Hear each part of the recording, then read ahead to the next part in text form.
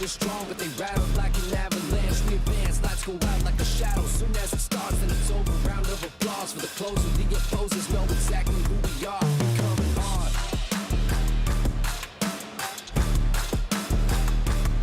We coming hard.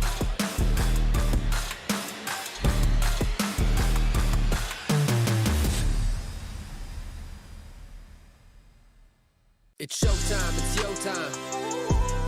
It's game time, it's go time. You got one shot at a gold mine. It's showtime, it's your time. It's game time, it's go time. You got one shot at a gold mine. It's showtime.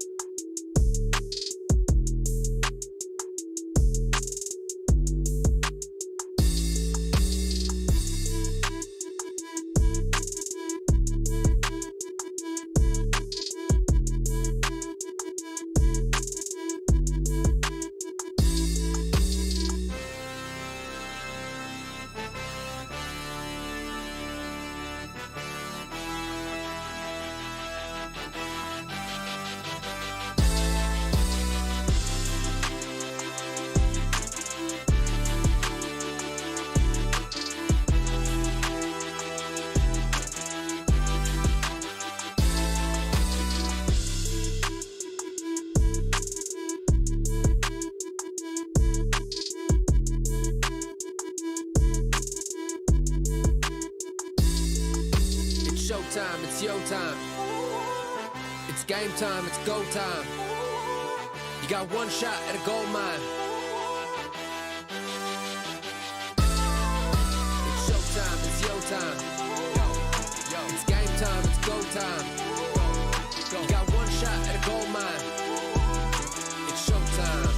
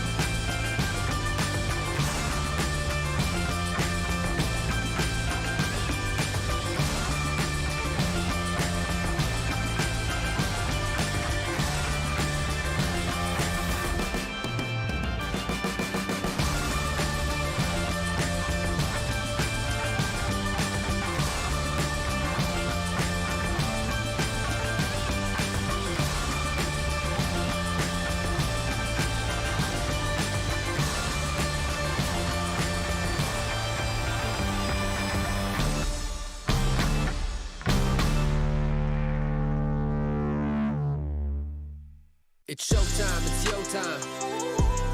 It's game time, it's go time. You got one shot at a gold mine. It's showtime, it's your time. It's game time, it's go time. You got one shot at a gold mine. It's showtime.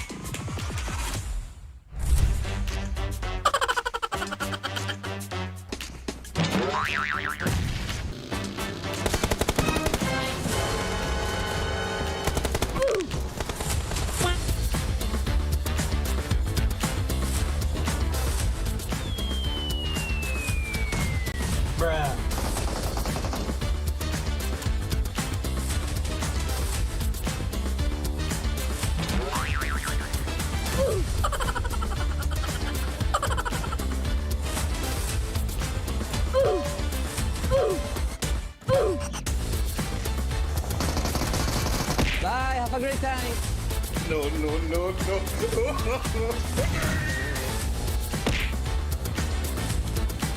Help me!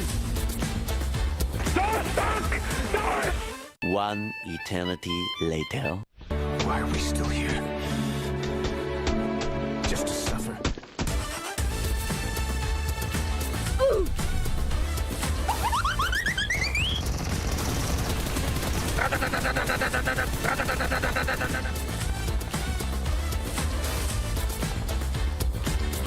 Nice.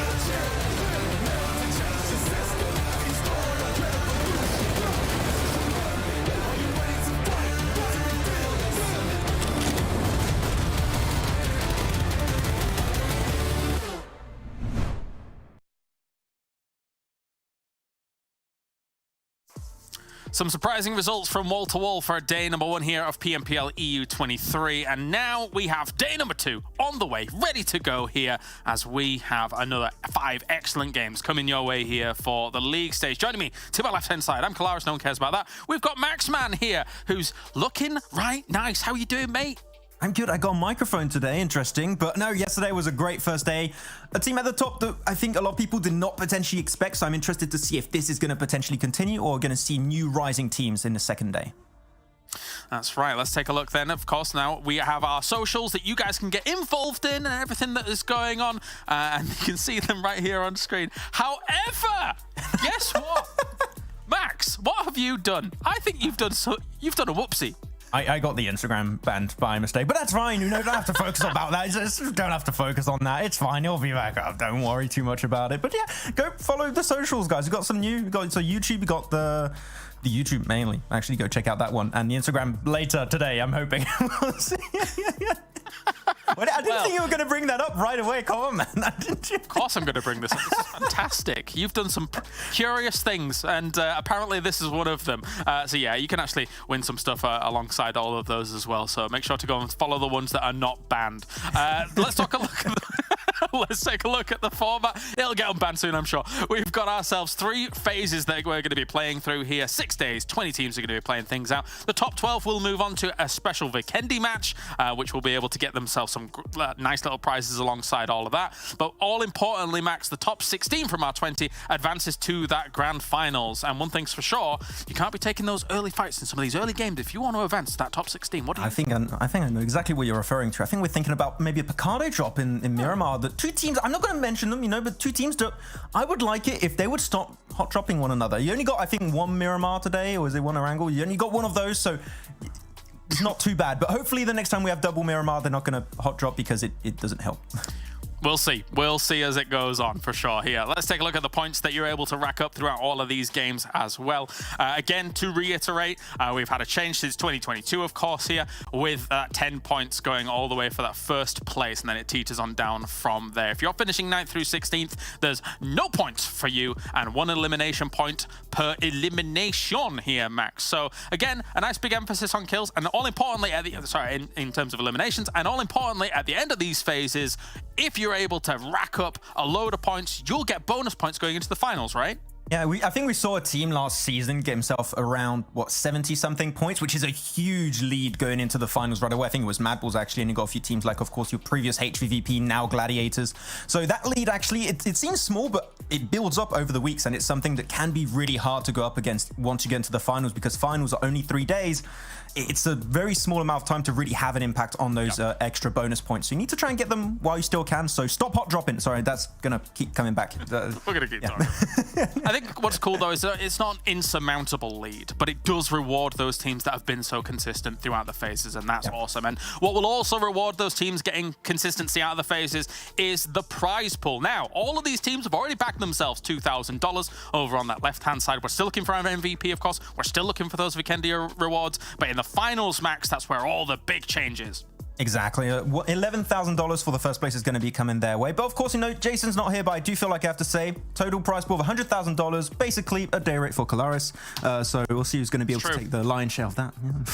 It's true. You know, obviously, you know, the Bugatti Veyron has just come into the game in PUBG Mobile, but me in real life, I'm looking to buy my 3rd in real life. So if we could... 3rd Bugatti?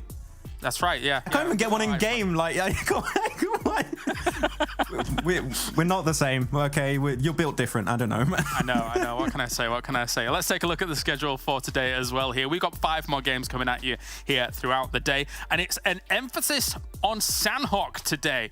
Let's be real, a bit of a shorter day because Sanhok does go so rapidly, Max, but it's a different playstyle, and we already saw kind of the shapings up of what we're going to see from Sanhok yesterday because no healing. Wow. Exactly. I was in the chat yesterday and I was talking with the community, and while we were going into Sanhok, people were like, wait, there's no heal strat? Wait, what's going on? The whole strategy is gone. I'm like, what do you mean the strategy? Just pressing a button to heal off. Like, this is real strategy now. Teams actually have to be in a circle and actually play the game. That's a lot more interesting, in my opinion. And NEXUS, sure, might have played the game a little bit slow, but at the end of the day, they gave himself that chicken dinner in grand fashion, so we'll see if they can try and get himself another win over on that battleground. But I feel like since these circle changes, Sanhok has become just so much more interesting and has enabled a lot of teams to really show what they can do on that map. So yeah, double Sanhok. In the past, maybe I'll be like, not too much of a fan, but now you can really see what these teams have to offer here. And one of those teams that did get a win on Sanhok, let's talk about them. Number one at the moment here in the lobby from yesterday. It's NEXUS Gaming, basically the former Eastern Stars here, Max. And they showed double wins, a back-to-back win yesterday. What are you thinking for NEXUS coming into day number 2? I mean, the thing is, right, they got himself 3 good games back to back to back. They got himself a 3rd place, a chicken dinner with 12 elims, and another chicken dinner. After that, there was the Sanhok with 8 eliminations on board. Then they dropped to 16th position. And as you stated that yesterday, and it's been like truthful for previous seasons every single time almost, is that they're very topsy-turvy team. They're very up and down. This is them on a really, and I mean a really, really good day with a double chicken dinner here. If they can replicate this, I would be more impressed if they can be just consistent. I'm not asking 2 chicken dinners a day, but if they can just get himself, you know, at least some podium finishes every once in a while with some decent eliminations, because we know there's a massive emphasis on these eliminations this season. I would prefer this NEXUS than the NEXUS to get like chicken dinners like on the day like this and then they just fall off. I want to see them be consistent. We haven't seen that in the past, but from what we saw on day 1, maybe this has changed for them. Well, let's take a closer look at NEXUS as they come into day number 2 at rank 1.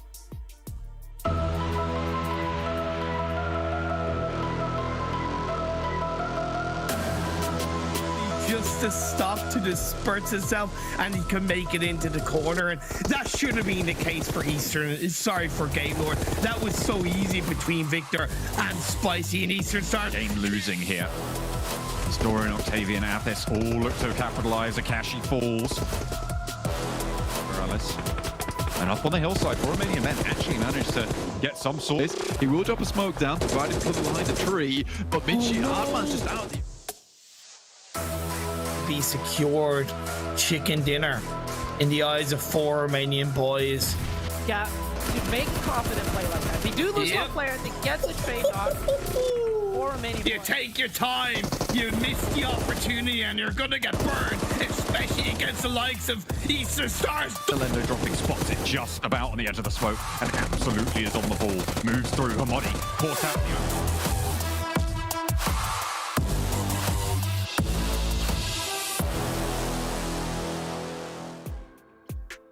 All right, that is NEXUS Gaming here. One thing that I'm looking out for coming into today is how they're going to fare if they have to chase Circle for some of these games. But we'll see how that plays out. That's it for NEXUS Gaming, number 1 at the moment. Let's talk about number 2. It is MadBulls at the moment. Max, a lot of people came in with high expectations for this team, and I don't really think they disappointed. Exactly. We had a few ideas as to what this team potentially can do, but we were like, is the synergy going to be there compared to the previous MadBulls, right, where you had this entire team that was looking so powerful? And even though these are all-star players, part of MadBulls, we were like, is it really going to work? I mean, we saw some star teams that on paper would be so good in the past, and there was just not quite able to play around that really once the tournament started. But for them, first 8, that first game in particular, I know I could talk about that first game for so long, but you had so many good moments. Like, for example, this push onto the gas station of Dagestan 77. The entire team is great, but Talika is a different beast. He just does not care. He doesn't. He is emphasizing the bull logo. He is charging in. Yeah, and he's causing some problems for these teams. However, I think ultimately it's a strategy that borders on the line of genius and insanity, and sometimes it looks genius, sometimes it looks insane. Like, I think that when you're doing this kind of thing, like for example here, I think if Talika hadn't gone off on his own and actually put himself in danger and actually goes down, I think MadBulls, even though with the terrain disadvantage against NEXUS, might have won out that situation in a 4v4. What do you think, Max? MG3 against them. That's my answer. You go in the smoke. You don't really, but yeah, that's true. That's what I would love to play in my personal games, as a player like Talika. You just want to get like an area check. You're not sure if there's a player. Just say, Talika, go over there. Can you check it out? He will go. He will not ask any questions. And he's just a great player to have on the team. So if they can keep Talika alive until the very late game, I think they can get even more wins. So we'll see. Yeah, it was a good omen for them yesterday, especially when, if you give me the top 2 in both of my hands, left is NEXUS, right is MadBulls, I think I'm picking MadBulls in a lot of situations for team fights, because just the way that they problem solve, getting to the next scenario in a game and surviving as they do. But anyway, let's talk about number 3 as well, MUERTE here, who were not number 3 for quite a lot of yesterday, but then were able to pull out a miraculous win in the final game of the day, Max. Exactly. Like before that, they got himself a 14th place, a 9th place, and a 6th place. 6th place game, actually, they got himself on Sanhok, what, 7 eliminations, so that was still a decent performance for them. But then that chicken dinner was 15 eliminations. In a position where you had yourself Cave versus the side of KONINA Power, they were just so focused on one another, and I think one team was down to 3, so they thought it was a proper 4v4, and they just had one singular player that was just waiting in the shadows, that was Malloy, and he just waited for the fight to end and just picked up the pieces, which is a valid way to make it work at the very end. So I can't complain about that one. I would love to see like some more normal finishes and potentially podium finishes from MUERTE. That chicken dinner is great, puts them currently in 3rd position overall. But I want to see games where you have 3, 4 players still alive until the very end. Good rotations overall, not just trying to pick up pieces and maybe get a win. And I think that would be what would sell me on MUERTE to maybe remain at the very top. I think their problem solving in the last game especially was just, it was chaos in that east side, but they were able to eke it out. Let's check in with MUERTE here coming into day number 2.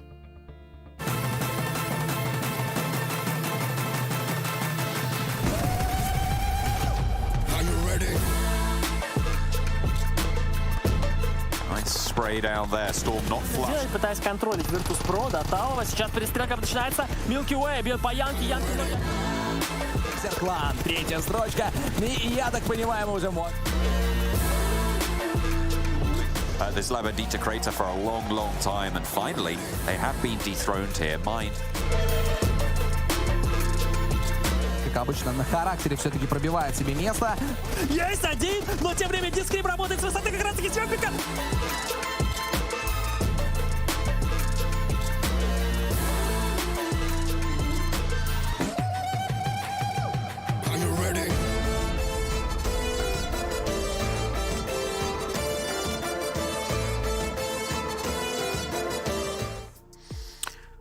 And that's MUERTE. Big points coming in for them for the last game, especially of yesterday. But coming up now, we're going to be having a Sanhok soon. But we have the French charging up the rear here, Max, to try and find themselves the spot. And you know what? As our resident Frenchman yourself, talk to me. Shockwave, Game Lord, to be honest, they got big points yesterday as well.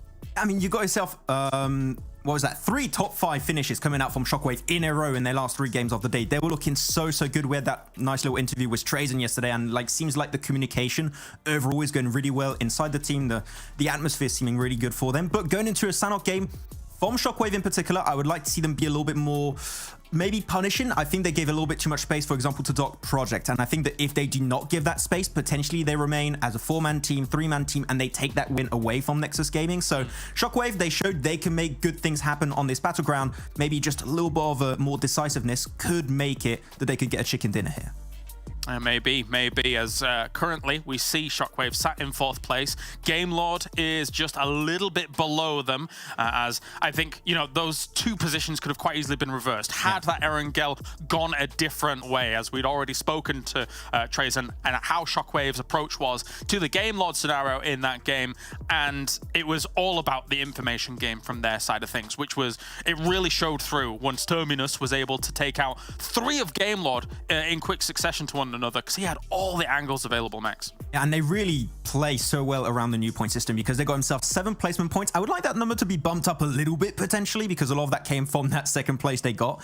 But then they got 24 eliminations, and that was a really good showcase of them. Just that split on the very last game on Erangel, I think that should have been potentially fixed out a little bit. That split was just too dangerous, and then you see Shockwave really truly taking advantage of that mistake. So just a few things to iron out, but overall it was a good showing of Game Lord there, but I just want to see them not fumble at the finish line. All right, well, let's get to it then. Thank you very much, Max. It is time to get to our first game here of day number 2. Let's head over to John and Blank. Follow the action once again. Thank you very much to the guys over on the desk. We are going to continue our march to the top of the European spring season mountain. Blank, we're going to kick things off with Sanhok. Absolutely. It's a short day today, but by no means a day that is not filled with action. It's going to be jam-packed today, no worries about it. Only one Miramar, so only potentially one of these crazy Picardo drops at the moment. KASIK, excuse me, not yet figured out who's coming out on top there, considering, excuse me, got quite far into that engagement, only for English to shut it all down for 1v3 towards the end, albeit there was a 1v1 into a 1v2 essentially, but still really good stuff. But Sanhok to begin off with yesterday, as Max was saying, no heal-offs at all, which was quite amazing at the end of the day, but it just means a lot of these players are looking more for those eliminations, looking more towards that win. Sitting out of this game, MUERTE, GOAT team, Major Pride and Team Doom, so we won't have MUERTE in the fold this time around. NEXUS and MadBulls, the two of the top three, looking to try and push out a lead in this first Sanhok. Absolutely. Looking up towards that top side, NEXUS got a little bit of circle luck yesterday, but looked to push it just a little bit further. With this kind of playing path, it's looking not too bad whatsoever for a lot of these teams able to get exactly where they'd like to go. A couple of places around the map which are quite important, which will wait before the actual circle heads in, but one thing that I'm really looking at is this position down here. Obviously, towards Painan, it is really, really nice, but there is a split between a lot of these locations. You know, playing up towards Ruins, heading down here, taking up this position as well as this. These locations are extremely important towards the end game, especially if you get a circle towards that area. So a lot of these teams will be looking to pick that one up. Particularly in Painan, there's also that area where we're looking at a split coming through from MadBulls, which looks very nice for them, but it looks like they're going to move further over towards that western side, give up space towards Cave, who are now dropping in Painan overall. Looks like another hot drop going to happen in boot camp. Game Lord and Excuse Me will take up the fight once more. In the central area, you've got a little bit of a split on the south side of them for them to worry about as well, so VIRTUS.PRO may be able to play spoiler to some exits there. You can see Folly and Purple both being relatively close, grabbing some vehicles. Gladiators moving over to that northwestern island, but nothing else is kicking off in the same way as boot camp. Obviously, boot camp quite heavily contested between Game Lord and Excuse Me. Yesterday, Game Lord able to pick themselves up a couple of eliminations on that side, but it will be Robs falling this time to the semi-auto shotgun there, so a little bit of a difficulty for them. Now, Valo actually also extremely low. Our MVP from yesterday did do extremely well. However, this time around, Game Lord looked to be a little bit on the back foot. Just that little bit. I mean, maybe we didn't catch exactly how it happened, but it could have been, you know, on one of those drops, both going for the same weapon. One person managed to pick it up. I imagine we're going to see a little bit of a replay there. Okay, so he did have a weapon. Looks like both on the shotguns, but the rate of fire there for Havlik playing well into the hands of the close range combat and able to come out on top. Managed to find some stims and should be able to heal. Game Lord looking to evacuate. Yeah, it could have gone very differently there. I mean, it's kind of fortunate that Havlik's able to hit the headshot there, instantly taking down Robs, who is a veteran of the shotgun in his own right. In the meantime, though, it's Octavian taken down by Avalanche here. Alicia will pick up that elimination. There was one not going backwards their way, but NEXUS doesn't look too happy on their side. I think losing one player this early on will hamper them slightly. They were happy with the position they were playing over here in that Sanhok yesterday, but not to be today. Not quite, unfortunately. The circle did pop up, containing all of that northwestern island and a lot of the north part of the main island as well.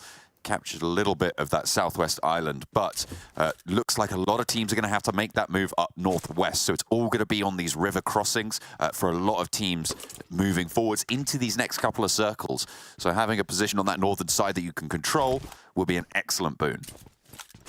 Shockwave, a lot of talk about this team on the desk from Kalaris as well. I mean, this is a team that we saw yesterday make some really good moves, and a lot of that was enabled by Terminus. They have a very, very controlled approach to a lot of their movements with a very explosive endgame, which was really nice to see, honestly. It was something that excited me, and I think Terminus able to get in there, hit the shots, and we had a lovely interview from Trazen yesterday as well, providing a lot of information of how that went down. Seems that this guy is the information gatherer, provides that back, but also Trazen has been well known as one of these players that is very good when it comes to close quarters combat too. You know, he's no pushover, used to play on Game Lord 2, was excellent addition to that team before he did head over here towards Shockwave. He's have to evacuate there as ARR roll up 4 players strong. And you can't really hold up against that as a solo. They are a little bit too split at the moment to be able to hold this after having made their way onto that northwestern island early on the drop. With Kitsune on the overlook as well. Turban is a little bit further through. ARR suspect there's players in here, and they're being diligent. They're just suppressing everything.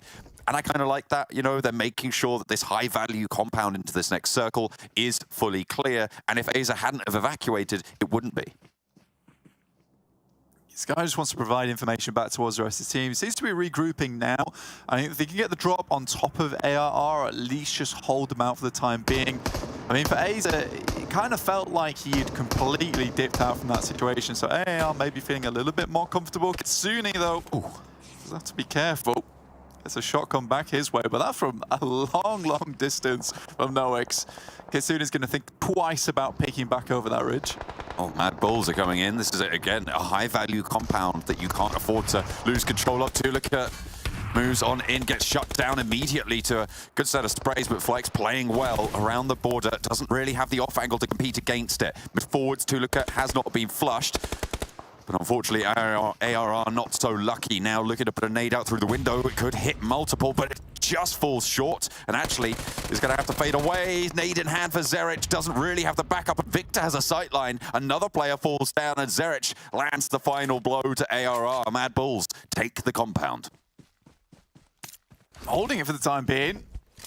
Pretty efficient push. I mean, Shockwave maybe even considering coming over this way to try and pick up a couple of those eliminations whilst the iron is still hot there, but instead opting to wait it out, perhaps even moving further up towards Hattin's side. Circle did drop up towards the northwest, and Gladiators are actually really happy about this one, right? Because they have always held that northwest island. It's a massive boom when it does come around this way, but with Kitsune already been just sent away almost immediately, you know, they're not having that same presence. Not just yet. Not quite able to put their foot down in the same way. A lot of teams have made their way over now to that northwestern island. Teams still flagging. You've got Unicorns of Love out on the south. We're on board with Dagestan and Avalanche, who are on the northeast side. Dagestan trying to get out ahead, and will be able to do so, seeing what they can pick up, although they are down to 3. On the southeast side, you've got Sly Europe as well, just a little bit behind. KASIK team moving in past Painan right now. Excuse me, still yet to leave boot camp, which is a little bit unfortunate. I think Game Lord may be getting the better deal of things, even though they did lose one of their players in the process. Able to get straight across the river, over towards a pretty high value compound on that side of the map, just underneath where currently MadBulls are playing. KONINA Power looking to make the cross, but look at this. Watchful eyes from Tixi. You don't be going anywhere under the gaze of this Apex Predator.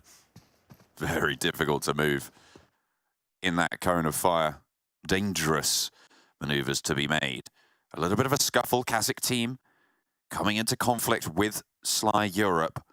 And that is a devilish shift up north, Blank. It keeps the bridge in. It keeps both islands in as well.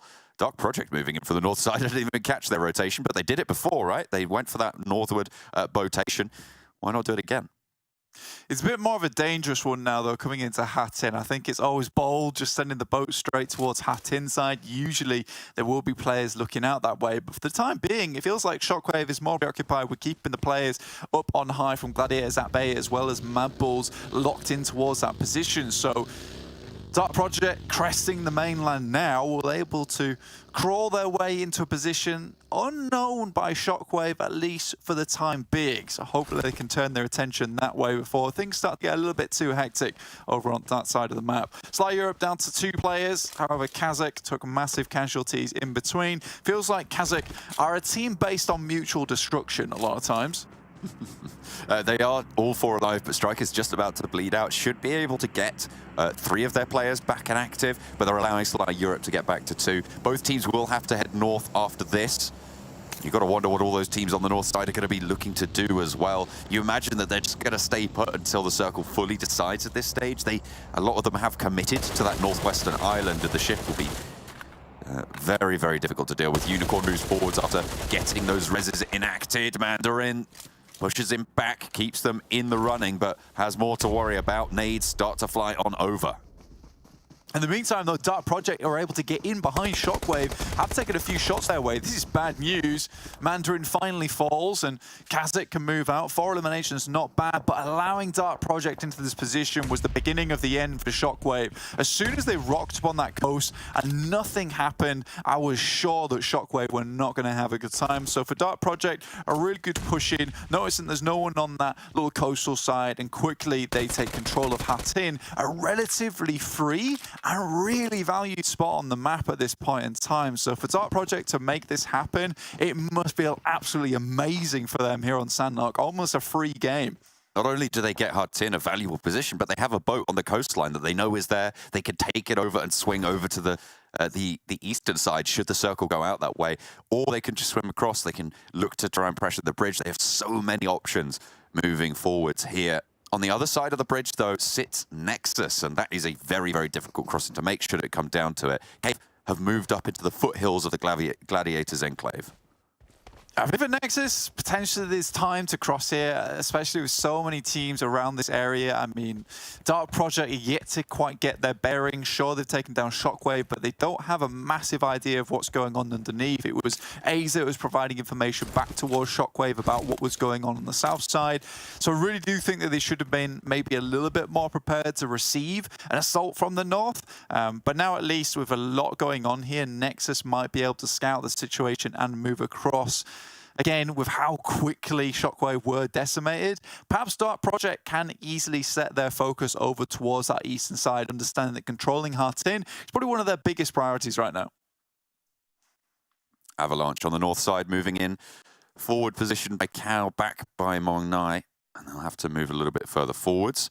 KASIK team will have to make the break up north, but the circle finally decides which side of the river it will be going to. This gives value to the northern edge of the Gladiators' high ground position that they've been holding for quite a while. See how long they can hold that out. They have faltered a couple of times on that hold before. See if they can stop the Unicorns moving through. Yeah, it's kind of cutting yourself off though, right? I think at this point in time, with only a little bit still in, it gets tricky. You kind of still want to leave people up on high so they can start shooting down, but it is a horrible valley in between Gladiators and teams ahead of them. You can see just how open it is. Right now, Hatin is massively favorable, but you saw a massive push coming through from MadBulls actually, heading up all the way towards that Hatin side, which is fantastic to say the least.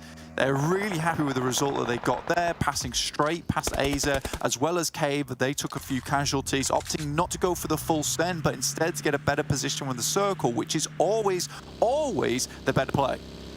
It's like they will spot more from Cave and take even more of them down. VIRTUS.PRO have used this opportunity to start to push up through the valley that is between the high grounds there. They'll know that there's teams on this hill to their eastern side. You can see Cave very, very much struggling.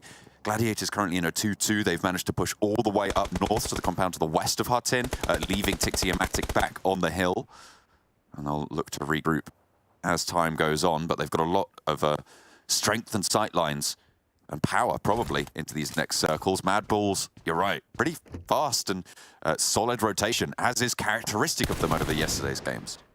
I think there's anything we can look at MadBulls right now is the speed of the rotation, but speed isn't necessarily always the difficulty you come into, it's the timing, and that's something that MadBulls have proven themselves time again over the past day, especially on their Erangel match versus NEXUS yesterday, where they had to move through, and they made a perfect smoke train just at the right time, and obviously we didn't see NEXUS move quick enough, which is another symptom of the problem we're seeing right now, where NEXUS is still on this eastern side, yet to make a move with smoke or anything else. Now, Tixi's doing a great job keeping the guys from VIRTUS.PRO at bay, but if he goes down, he has to be very careful with overshooting this just a little bit. Yes, he can get some damage done, and that will funnel VIRTUS.PRO into a difficult scenario, but the Tixi vision is real, so I don't want to see him tunnel vision onto this one. You've got to be very careful not to slip off the sides there. It can be devastating. This underarm nade, if it's cooked right, that could be the end of VIRTUS.PRO. Oh, half HP on the cook, and they will have to reposition. He seems to read into that. They're not really moving too much, and underarm as well.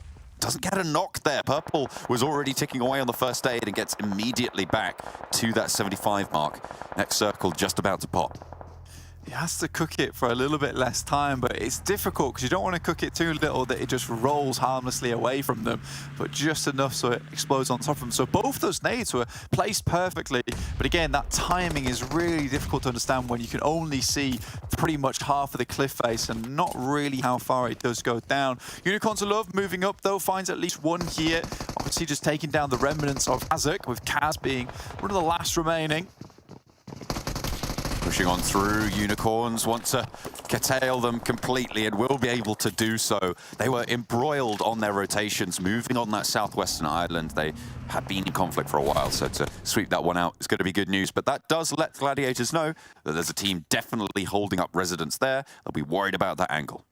Yeah, Tixie already actually taking shots over towards Zero from Unicorns of Love. They're right on the edge of this circle as well. Again, a lot of flat ground around this area, so Gladiators will be able to take care of that one.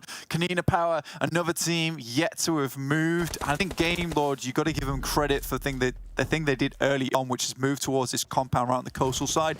Yes, it might not be one of the best compounds for this particular circle, but back then it did look quite good. But not only that, it allows them to pick up some free eliminations, but not when Akashi goes down like that. Now they're going to have to invest resources into rezzing him back up again. At least there is a refrag.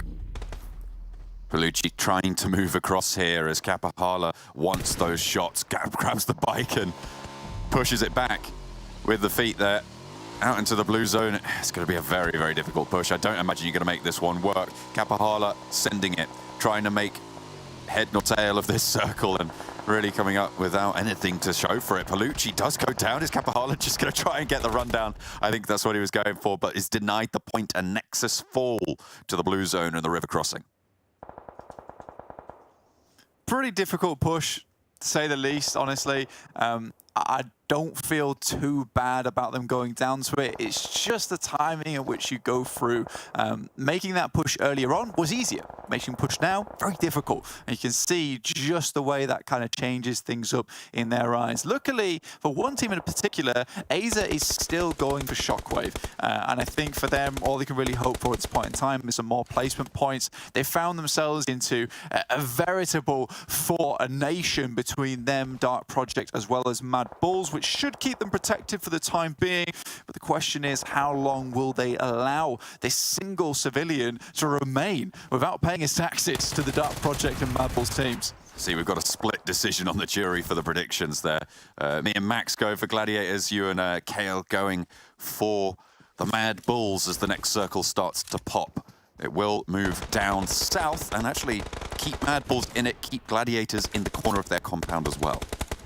Yeah, I mean, for MadBulls, there's a lot more movement going on from their side. They can reposition, get around. I think their major difficulty is Dark Project here, who they're most likely going to have to face, but they can keep tabs over towards Unicorns Love. They can keep tabs over towards Gladiators. They don't really have many options ahead of them, which takes them towards safety. The main thing right now for MadBulls, though, is to make the most of the situation they're currently in, because it is more than likely this is going to move away from in the next circle. What I do love that Gladiators have done is move down towards this side just underneath the cliff. You can see them over towards your right side of the screen using smokes. There's not a huge amount of cover here, but if you can get here and live, that's the main thing. Unfortunately, going down is more than likely going to happen to them. It's a difficult crossing, and it had to be perfect.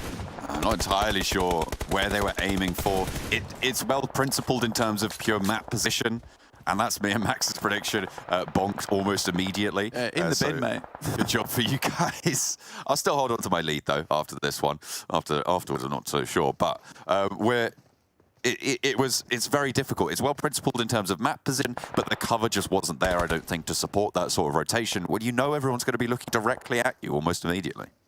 Yeah, it's a rotation you need to make, and it was based off the fact that they assumed that VIRTUS.PRO would not be able to go this far after the amount of damage they will do towards them. Aza puts up a good fight versus Dark Project, but it's not enough here as Shockwave do go down. 0 elimination as well, so not much fun for them, but 7 elims for Dark Project. Again, Dark Project, the dark horse for me in this particular tournament, doing some good stuff. I mean, yes, they don't have everything perfectly set up yet, but things are still moving. The production line is still going for Dark Project. Pumping out those elimination points where they can is always good news. Now that is a crazy circle. For MadBulls, this is the best thing that could have happened to them, and it really puts Dark Project now into a difficult situation. This is all mechanical skill. Dark Project have to pull something out special.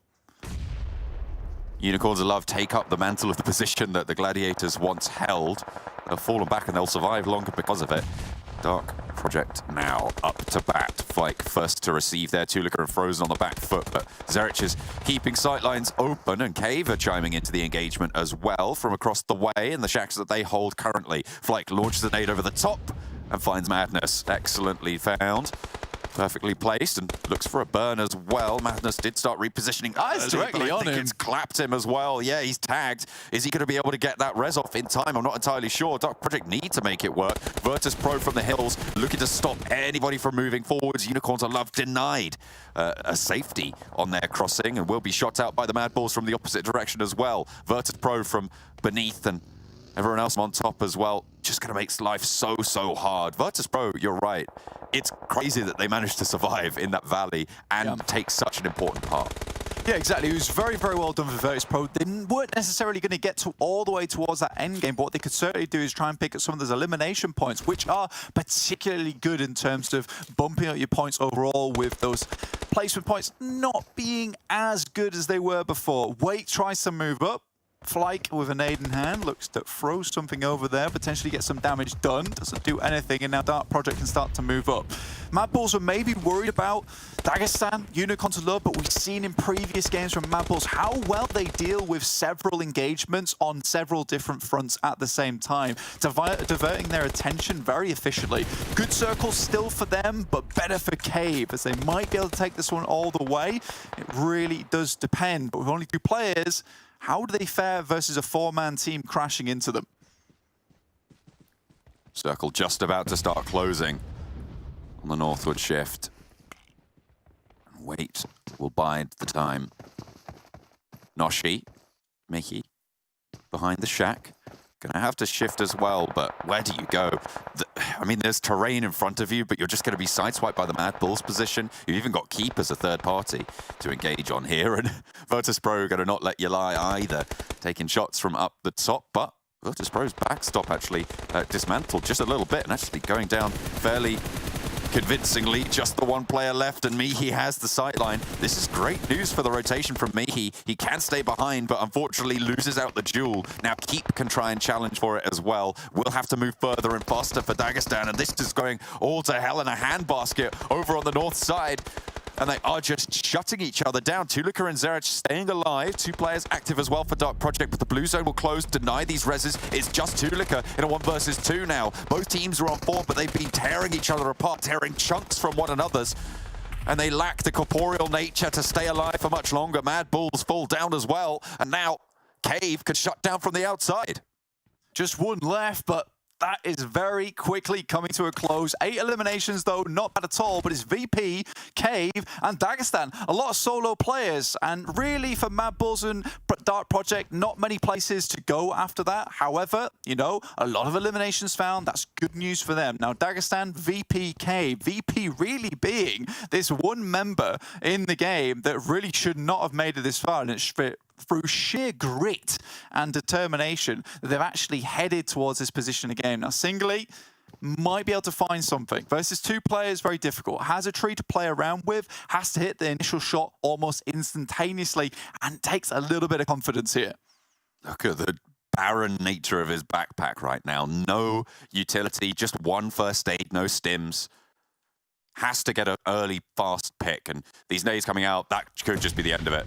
Should get the tag, they know exactly where he is now. Nades over perfectly from Influence. Creepy can move out wide. They have both the angles. Pop the second nade around the side, and Influence shuts it down. It is Cave to take a chicken dinner from a compound to the south that nobody else was touching. goodness me, I thought that nade hadn't gone far enough to take him down, but VP getting second place is more than ideal for them, and they were able to head towards that high ground earlier on, pick up some really good elimination points too. So overall, a great game for VP. They can't be unhappy with that one, but a lot of teams in that match were able to get a fair amount of elimination points, and KASIK in their little compound, it worked out. Eventually, those teams on the top side would have to move, and I think being crunched in from all sides wasn't ideal for them. I think maybe if MadBulls were able to get a couple more nades over the top towards Dark Project, things might have been differently. But again, that little part of Hatin, very difficult to assume where players are going to be in a covered play around with. Hatin seemed to be just too tricky to leave, and Cave were able to shroud them all in darkness and keep themselves safe for the time being. Let's head back to the analyst desk.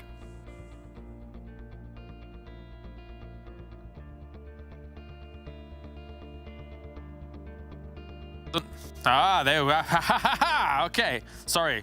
It's an important win for Cave here on Sanhok, as we have got the ball rolling for them and put themselves in a really nice position. Admittedly, Max, having that compound that they did, even as just 2 alive, and all the other teams not finishing off their engagements as fast as maybe they could have done, really gave Cave a bit of momentum here. I mean, that's the thing, right? When you're looking at the teams to win Hatin, they delayed that fight a little bit too much, as you were stating during that game. And also, VIRTUS.PRO stopped a lot of teams from doing what I think were actually really good rotations on the western side, mainly Gladiators. They did a fantastic rotation away from the western side of Hatin towards like a rock next to the that big cliff on the mountainside. It was a good position. Unfortunately, at that distance, you cannot see VIRTUS.PRO, and the fact that they're there enables, just completely shuts down that rotation in the first place. So the idea was there, but VIRTUS.PRO were also there apparently, and it didn't work out. Well, there you go. 17 points going the way of Cave here to finish things off. Dark Project, 9 elimination points. They're going their way as well. We were watching as they were able to, once again, Max, go for another rotation. And I like it from Camp Bravo. It really opens up options for you. Exactly. Not too many teams are just looking at the ocean. So there's just an easy little boat that can make their way through for Dark Project, and that's twice in a row that not only do they make the botation, they actually get a lot for a simple botation to get himself a lot of eliminations, in this case 9, as you said. I do think Shockwave should have been a little bit more careful, because teams do like to backfill north of Hatin, so hopefully if that happens again, they'll be just a little bit more careful. But towards the bottom, I'm going to be seeing NEXUS Gaming. The fall off is kind of happening once again after that last game of yesterday, so it's just not a good road to be on for them. Yeah, rough, but it's how it is sometimes here. Not exactly the easiest circle to play by any stretch of the imagination, but let's look at 2 teams here that I think both of us, Max, feel could have won this game had this kind of peace agreement in Hatin ended a little bit earlier. Because I feel if that fight goes down earlier and that one of these teams is 4 alive, they can potentially make that transition against just 2 from Cave, or potentially make that fight happen against them to get the win. What do you think? Exactly. The thing is, if you delay that fight too much, no one's going to come out on top. Even if you have just a single player or 2 players, it is not going to make the cut. If you take the fight earlier, you can maybe survive as a 3-4 man team. That will be perfect, and you can then use your resources to try and set up across. And if you keep on fighting and just delaying the fight, no one's going to come out on top. You might get a few extra placement points, but as we know, eliminations is really the name of the game when it comes to this season. So yeah, the fact that they delayed it so much, they could have made it through, and Cave were given after that pretty much, because the teams were not fighting, a chicken dinner on a silver platter, and it just was super easy for them to secure that game after VIRTUS.PRO fell down. So yeah, had some interesting fights in the early game though. I think that this is a game where we had some groups that were finally playing their first Sanhok, so we had a few changes happening. I think AVALANCHE in particular in the early game, they had a little bit of a hot drop happening, so they just need to be a little bit careful on that one on their next Sanhok. But overall, it was a good game, but I think that teams need to be just a little bit more decisive, and we could see some fun finishes. And VIRTUS.PRO, that was not fun times to be down there. No, definitely not. As we take a look at some of the highlights from this game as a whole and see the main focal points really were Hatin and this hillside. VIRTUS.PRO did a great job of being able to clear their back to then control these hills. And technically speaking here, as you said, we're kind of a gatekeeper for a lot of the teams. The one thing that's really important, as you say, to point out about the Gladiators movement is that if VIRTUS.PRO is not at that rock, the rotation is, if they're not at the hillside, that rotation is great. But because that overlook is there, because it's difficult for Gladiators to be able to spot VIRTUS.PRO from their previous compound, unfortunately, all kinds of falls apart a little bit. So unfortunate for Gladiators trying to make that work. And VIRTUS.PRO, a second place off of the back of the hillside that they had is great stuff. Great stuff. I think VIRTUS.PRO's been also a little bit silent before that point, so it's good to see them get themselves some decent points on board. I think, yeah, they were in 16th position before today's matches, so that's going to help them just climb up a little bit higher in the rankings, get themselves a few extra limbs here and there. But it's a Sanhok, I think teams are still adapting, especially to these circle settings, because it's completely different to what we had in previous seasons where you had the heal strat. Now you actually had to play the game, and some teams are going to come up with some interesting stats, but yeah, Zeresh is still doing some good numbers as always, just like yesterday.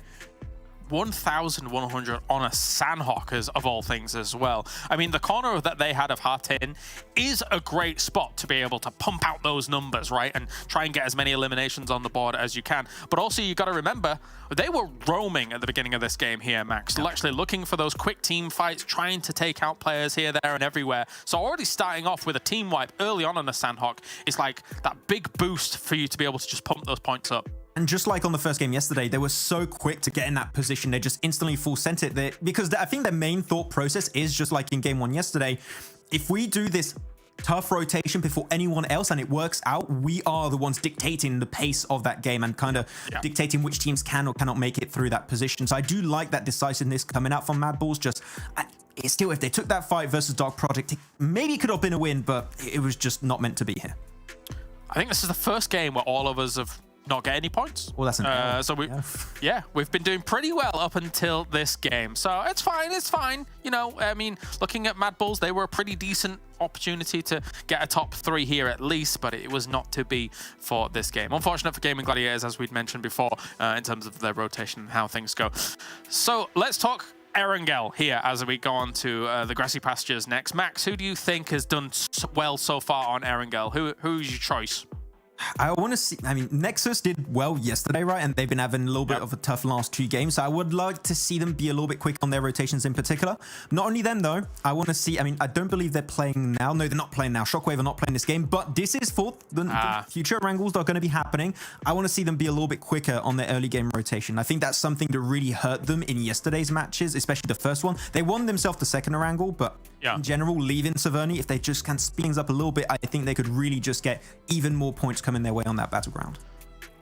I think that would be top 3 for Erangel for my money at the moment. Yeah, as you say, exactly. You're looking at Nexus, you're looking at MadBulls as well, considering that they started off hot on Erangel and then Shockwave, even though, of course, they're not playing this one. So a little unfortunate for them to not get on Erangel straight away, but that's how it kind of all evens out here across the group stages and how it does work out here for now. So yeah, interested to see where our circle's going to go, because it obviously presents different challenges, different opportunities, and I think Shockwave is one of those good teams that was able to deal with it well, even though, as you say, they're not playing in this game. Yeah, and also I want to see if we're going to have Unicorns of Love still dropping in Zaki. I don't rate it. Like, if you really have no option on your playing path, then okay, sure, why not? I'm sure Imperium would love that, that you're dropping in Zaki. But in general, I'd like at least a secondary drop location. I know the Gladiators have it. I know a lot of teams have secondary drops, but Unicorns of Love, it could really hurt them if they just drop there, because you have Cave next to you, you have Gladiators next to you, and if you have a Southern Circle, you're going to have to rotate across the river through potentially like George Pole. It's not fun to go through, so maybe just change it a little bit up.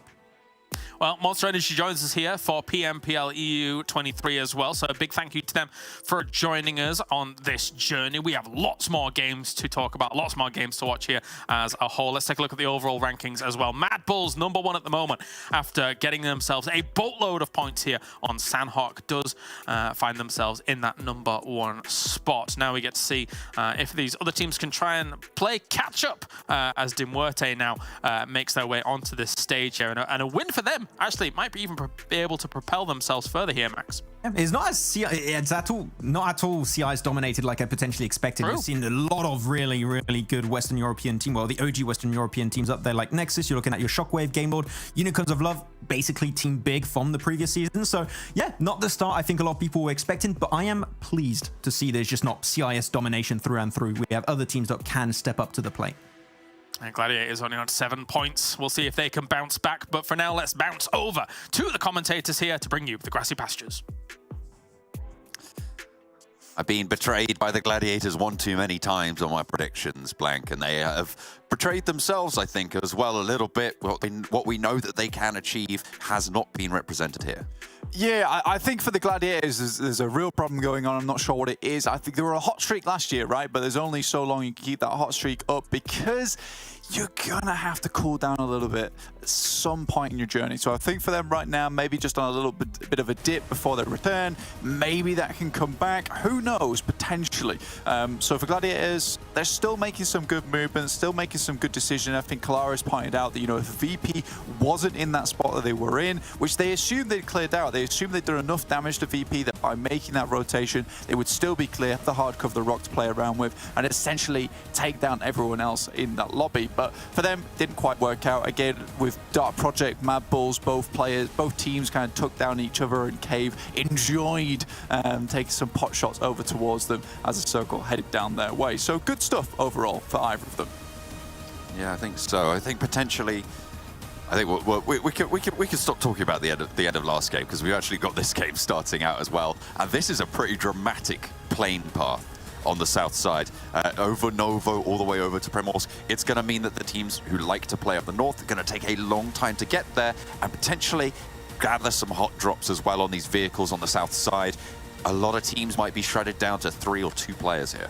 For sure. I mean, Severny, also North George, Yaz, all difficult positions to play in from this spot, but one team that's going to be happy about this will be Major Pride, instantly moving down towards Novorep, which is going to be really good news for them going forward. We are going to find a couple of snakes, maybe up towards Yasnaya, hiding as we head through in the vehicles, so teams that want to head towards that northern side will have to be careful on this particular rotation, so a little bit difficult for them as they move through there, but I'm sure most teams should be able to get into position. One thing I am curious about, though, is Gatka. A lot of teams are leaving this position completely free. Potentially even teams could head down towards Primorsk, which would be a really easy and nice spot to play in. But again, that remains to be seen. A lot of these teams will be now taking up this area, which is good to see. Considering the circle, now is the time for teams to kind of explore this western side of the map, which will be very, very nice for them. Excellent little explanation of these rotations necessary. Those eastern rotations, though, are going to be a little bit less conflicted with this circle as it pops. You said you were interested about the Gatka area, so is everybody else in this lobby now with the circle drifting out west. Absolutely. So this is going to be a little bit of a change of pace up for a lot of these teams, as we know that this western area hasn't been fully explored as of yet. Dark Project, though, already heading down over towards Primorsk, and an early elimination there is exactly what I was expecting. That's why we highlighted the snakes from early. If you want to move up towards that north side, you better be careful that you're not dropping on top of another team that is going to pick up a couple of eliminations over your way. So already down to 63 players in the lobby, 1 being lost right off the back. And again, those elimination points no longer just a free little easy cheeky point at the beginning of the game. That is juicy now. Absolutely, with the reshuffle of the points, exactly.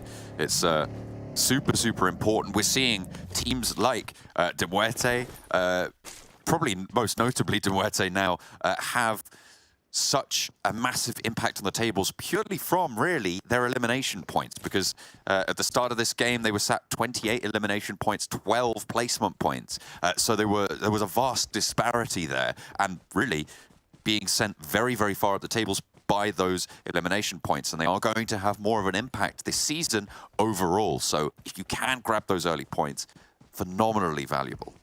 Yeah, I mean, for MUERTE, I have to respect what they've done with the team, because, you know, last time around they had some really good players on side which have moved all over the place to different teams now. I mean, English headed over towards KASIK. We see that guys is really, really good over there. We even had Flight heading over towards MadBulls. I think that's a great pickup to go for, just purely off the back of the fact that, you know, he performed very well in that last season of Europe. So I think him moving on towards MadBulls is not something that we can be surprised about. Yes, he might not be one of those heavy fraggers on the team, but he does provide a very, very valuable and solid member on that side of the squad, which is what you want, really, because it feels like they have built this squad very purposely. I've said this before, but we can go into it for a little bit more detail. I think the only really weak link at the moment is probably Chulika, and I say that in heavy quotation marks purely because we know this guy is extremely strong in a close quarters fight, right? We saw him solo pushing VIRTUS.PRO VIRTUS.PRO taking them down 1v3 yesterday in the shack over Erangel.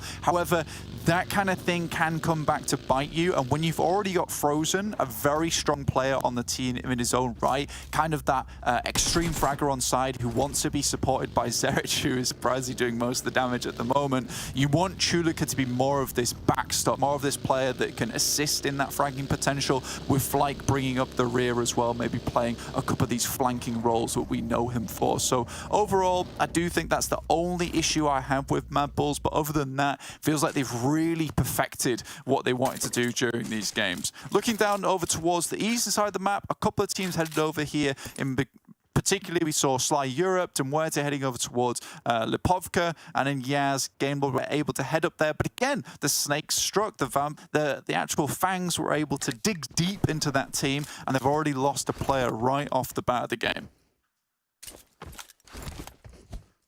A couple of teams now, so that's 2 who have lost a player, Game Lord and KASIK team, all in the scuffle for those vehicles. Residency taken up central by ARR over the Gatka split. Currently looking at 3 teams on the South Island as well.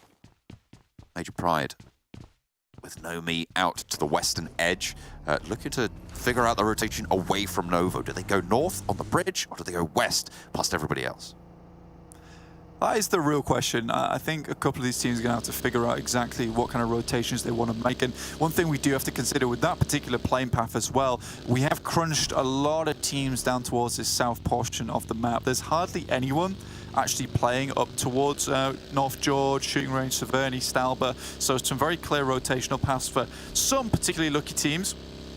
I mean, Happy's already scouting out towards that northern side, up towards Kameshki. That's from MUERTE, so should be able to make a nice little rotation over the top there, potentially heading towards Box Compound, just towards that right side of Georgia Paul, before moving down towards Ruins. And Ruins is a really nice spot when it comes to trying to find some kind of elevation, some kind of spot within the circle. And that was that first elimination that Sly Europe were able to find versus Game Lord. That was just on their rotation north towards Yasnaya. Avalanche parallel to VIRTUS.PRO. Currently moving to the south of Pachinki in that central area. Purple gets knocked out with a lovely 2-shot volley there from PNL and teammate. Looking to fade back just a little bit. They get the flush. And that is going to be great news for them. A little bit less power now from VIRTUS.PRO on their south side of the main island, moving into South Gatka. The reposition from ARR came through as well, as they moved further to Pachinki and left a lot of that Gatka split. Yeah, real different kind of player starting to show themselves here in these lobbies now, with the eliminations having more of an impact, as we're seeing a lot of these teams not afraid to take these fights, not afraid to take these shots. A lot more onus is being put on, like, how good is your combat ability? How quickly can you take down a player? Can you hit those spray transfers? And we're seeing so many cool plays coming out from the back of that, understanding that any opportunity to pick up 1 or 2 points is really going to send you far in the long run. I think you were saying yesterday, you know, an elimination point, although only valued at 1, if we valued it before on our old points format, it's like 1.25 to 1.5 times more valuable. So obviously we don't want to get bogged down in maths. We hate maths. However, it is really, really important to understand that these elimination points, 1 point might seem small, but it is very, very big in the long run. I agree with your core point, but you can't be slandering maths like that. It's too precious. I'm sorry. It's too precious. It's too precious. I apologize. Oh dear. Well, one day you'll need maths, and it won't be there for you. Well, you know what I have instead of maths? I got a calculator. It's all good. We're fine. No, he's figured it out. I've figured it out. Oh no. You know. Eventually, the robots are going to take over. I won't even have to ask the calculator to do its job. It's just going to do it for me. In the meantime, though, looking at this map, a lot of these teams are trying to head towards their position on the map at the moment, maybe moving a little bit further in. We do have a fidget spinner of a formation going on at the moment. We've got like teams heading down from Ruins, teams heading over towards the western side, and teams coming up from the the south side of Sosnovka. Doom still yet to make their way in as the fidget spinner slightly dissolves. Teams looking to head towards some of these more important priority compounds towards the center of Gatka. Again, a lot of fielded area here, John, though, and we have seen a lot of barren landscapes at the moment. Not that I'm complaining, it just means a lot more gun skill is required to hit those shots. None of this cheesy hiding behind trees and rocks, just all-out warfare, which is what I love to see. Fidget spinner seemingly coalescing into a bit more of a boomerang here as that central line through the circle, the ridge lines on the south of the Gatka fields. Everyone seems to be gravitating that way, and the curve splits it out. North side, excuse me, still in South George, looking to leave now, can make their rotations around the Everest positions. Probably worried that there's a team maybe on the other side of them. They haven't really done much scouting on that north edge. Looks like Major Pride as well have managed to slip into the middle after their rotation from Novo. Not bad at all. So Major Pride, I think they're a team we expected a lot more from, but in the grand scheme of things, I don't think they've done terribly.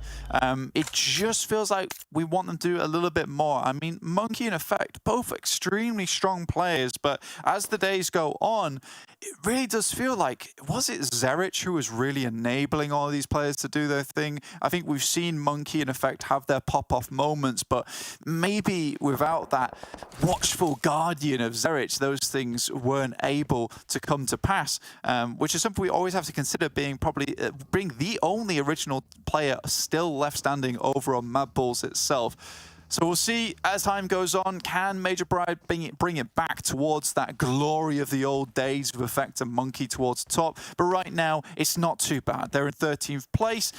There's still a lot more days this week to try and make it into that top 12 for Kendi match to bag themselves a few more points. Influence spotting out Dark Project, getting a pick. Very nice. Take that one away. See what more they can do. I think it was a full pick as well. A flush over towards Dark Project means that that point does get snaffled around the quarry entrance area of the map. So they're looking to leave a lot of teams now fairly close by. Gladiators slap bang in the center of this circle, really, with plenty of angry neighbors about it. It's getting a little bit hectic now. Interesting that basically the northern side of the map was completely untouched. MUERTE is playing this one out very slowly. You can see them towards that northeastern side. Now, a team not to be messed with or not to look down upon in terms of their positioning over towards this northeastern side. Yes, they're on the edge of the circle, but they're proving themselves to be very good at playing this kind of position and unfolding towards that end game, like origami into that four-man split, where they're able to actually take some pot shots, leaving some paper cuts on the enemy teams, which works out quite well, and then they can solidify their position within the center of the circle afterwards. AR, though, you mentioned this earlier on, John, taking up a huge portion of the center side of the circle. They have brought themselves back together now. That regroup has come through, and they're going to play from this strong compound they currently own with quite a few sightlines around them to play around with. Cave close to, nades over the top to suppress rotations and push them off just a little bit, keep themselves nice and safe, but line up a couple of shots. Influence ducks behind the headland, stays in cover for now. Dimension there to back it up. They're continuing their spray downs, and Cave run away over the hill, back them off. I would have picked themselves up a nice little chicken dinner on that last match. It was a bit more favourable to them in terms of where the circle ended up and the amount of teams around them that had to clash. Getting there wasn't easy as they left two players behind, but trying to take the fight to Dark Project, bad idea. These guys are very dangerous. Not even just Dark Project, but it's just Madness here. Takes one and two with a whole loop-de-loop around the building, ties them up in a knot, and sends them to the grave. Dimension now last standing for Cave as they get dismantled. Influence went down before that push, that dual push up towards Madness, and now they are really flagging. Similarly in danger right now, but they are given as good as they get to Goat. Let's see what more they can do here. Two players active as Goat on the south side lose one to a flush. Just Ray now left standing with a DP in hand, but range will not be on his side. No possibility of a res. Go yesterday looking really strong, taking it to some of the veteran squads within the lobby. Piper obviously coming out on top in terms of eliminations yesterday too, which was surprising to say the least, but obviously being that MVP over from PMEC, not as surprising as you might expect, but still, good jobs to them. Now, Gladiators looking to take it over towards, excuse me, desperately need a little bit of a spark, a little bit of a spirit boost towards their side, because at the moment they're feeling a little bit down on their look. Let Tixi off the chain. Starts off with a nice little spray down over the ridgeline. Spots the player in the vehicle, but wants the flush instead. Turns it on, but decides better of it. Madness. The exit there will be spotted by the rest of the Gladiators. Picks up some loot. Piper's like, okay, here you go. Have some more, my friend. We'll be able to get another point as Gladiators take that one away. I believe that would have gone over to Excuse Me, but Tixi manages to pick that one up as well. Yeah, again, Tixi taking this engagement all on his lonesome is pretty interesting as well, but that's just Tixi things at the end of the day. Max would be happy to see it finally. His boy starts to pop off just a little bit. Now, playing on the edge is not something that they're unaccustomed to, right? They're used to playing this edge play style where they start to clear teams out, but teams are less susceptible to just falling down on their knees versus this team anymore. We've got a lot of strong players in this lobby. This western side gonna get hot, but Avalanche right now heating things up with Team Doom. Team Doom currently bottom of the table occupiers and need a good result, but it looks like they're going to be denied that. Phantom low, needing to heal up, and Goldie, I think you said he was the youngest player in the tournament right now. Will be the last standing for the roster. Tixi spotted. VIRTUS.PRO just will not let this team go. Unfortunately for the guys on Gladiators, yeah, VIRTUS.PRO seems to have a bit of a death wish towards them. So a little bit of a struggle to make happen. Now, one team that we definitely need to take notice of at the moment is NEXUS. Find their way towards a very decent compound that is going to be able to provide them a lot of utility coming towards that future in terms of sightlines, in terms of protectiveness, as we head over towards Zone 4 at the moment. See how this does unfold. Currently, it's AR and NEXUS who both have strong positions, but Excuse Me, just on the other side of NEXUS at the moment, looking to cause a few problems, but they are unlikely to take the fight to them, especially with two players behind, Dora and Octavian, trying to scout out over towards MUERTE over on these ridge sides. This is a smart move from NEXUS, trying to solidify their endgame. They have got a lot of strength on that eastern edge. And you're right, MUERTE could prove to be a massive thorn in the side, but if KASIK team could sideswipe on the back foot, then great news. But it looks like that's not going to happen because they are absolutely on the swivel, and MUERTE take care of that rotation, lickety-split. But Game Lord might have an opportunity to do so. Similarly, on that northeastern side, MadBulls in the meantime taking a fight with Major Pride, seeing what they can achieve on the rotation on this western edge, which is really, really hot right now with players. MadBulls looking to hold it out against Sly Europe, against Major Pride. VIRTUS.PRO on the back as well, as all chaos starts to break loose. Mandarin falls for Sly Europe first. Tulika able to pick that one up. And they are just rolling across this hillside, trying to find any information, trying to find these sightlines, and ARR are chiming in as well. Effect from Major Pride actually steal that elimination away from MadBulls.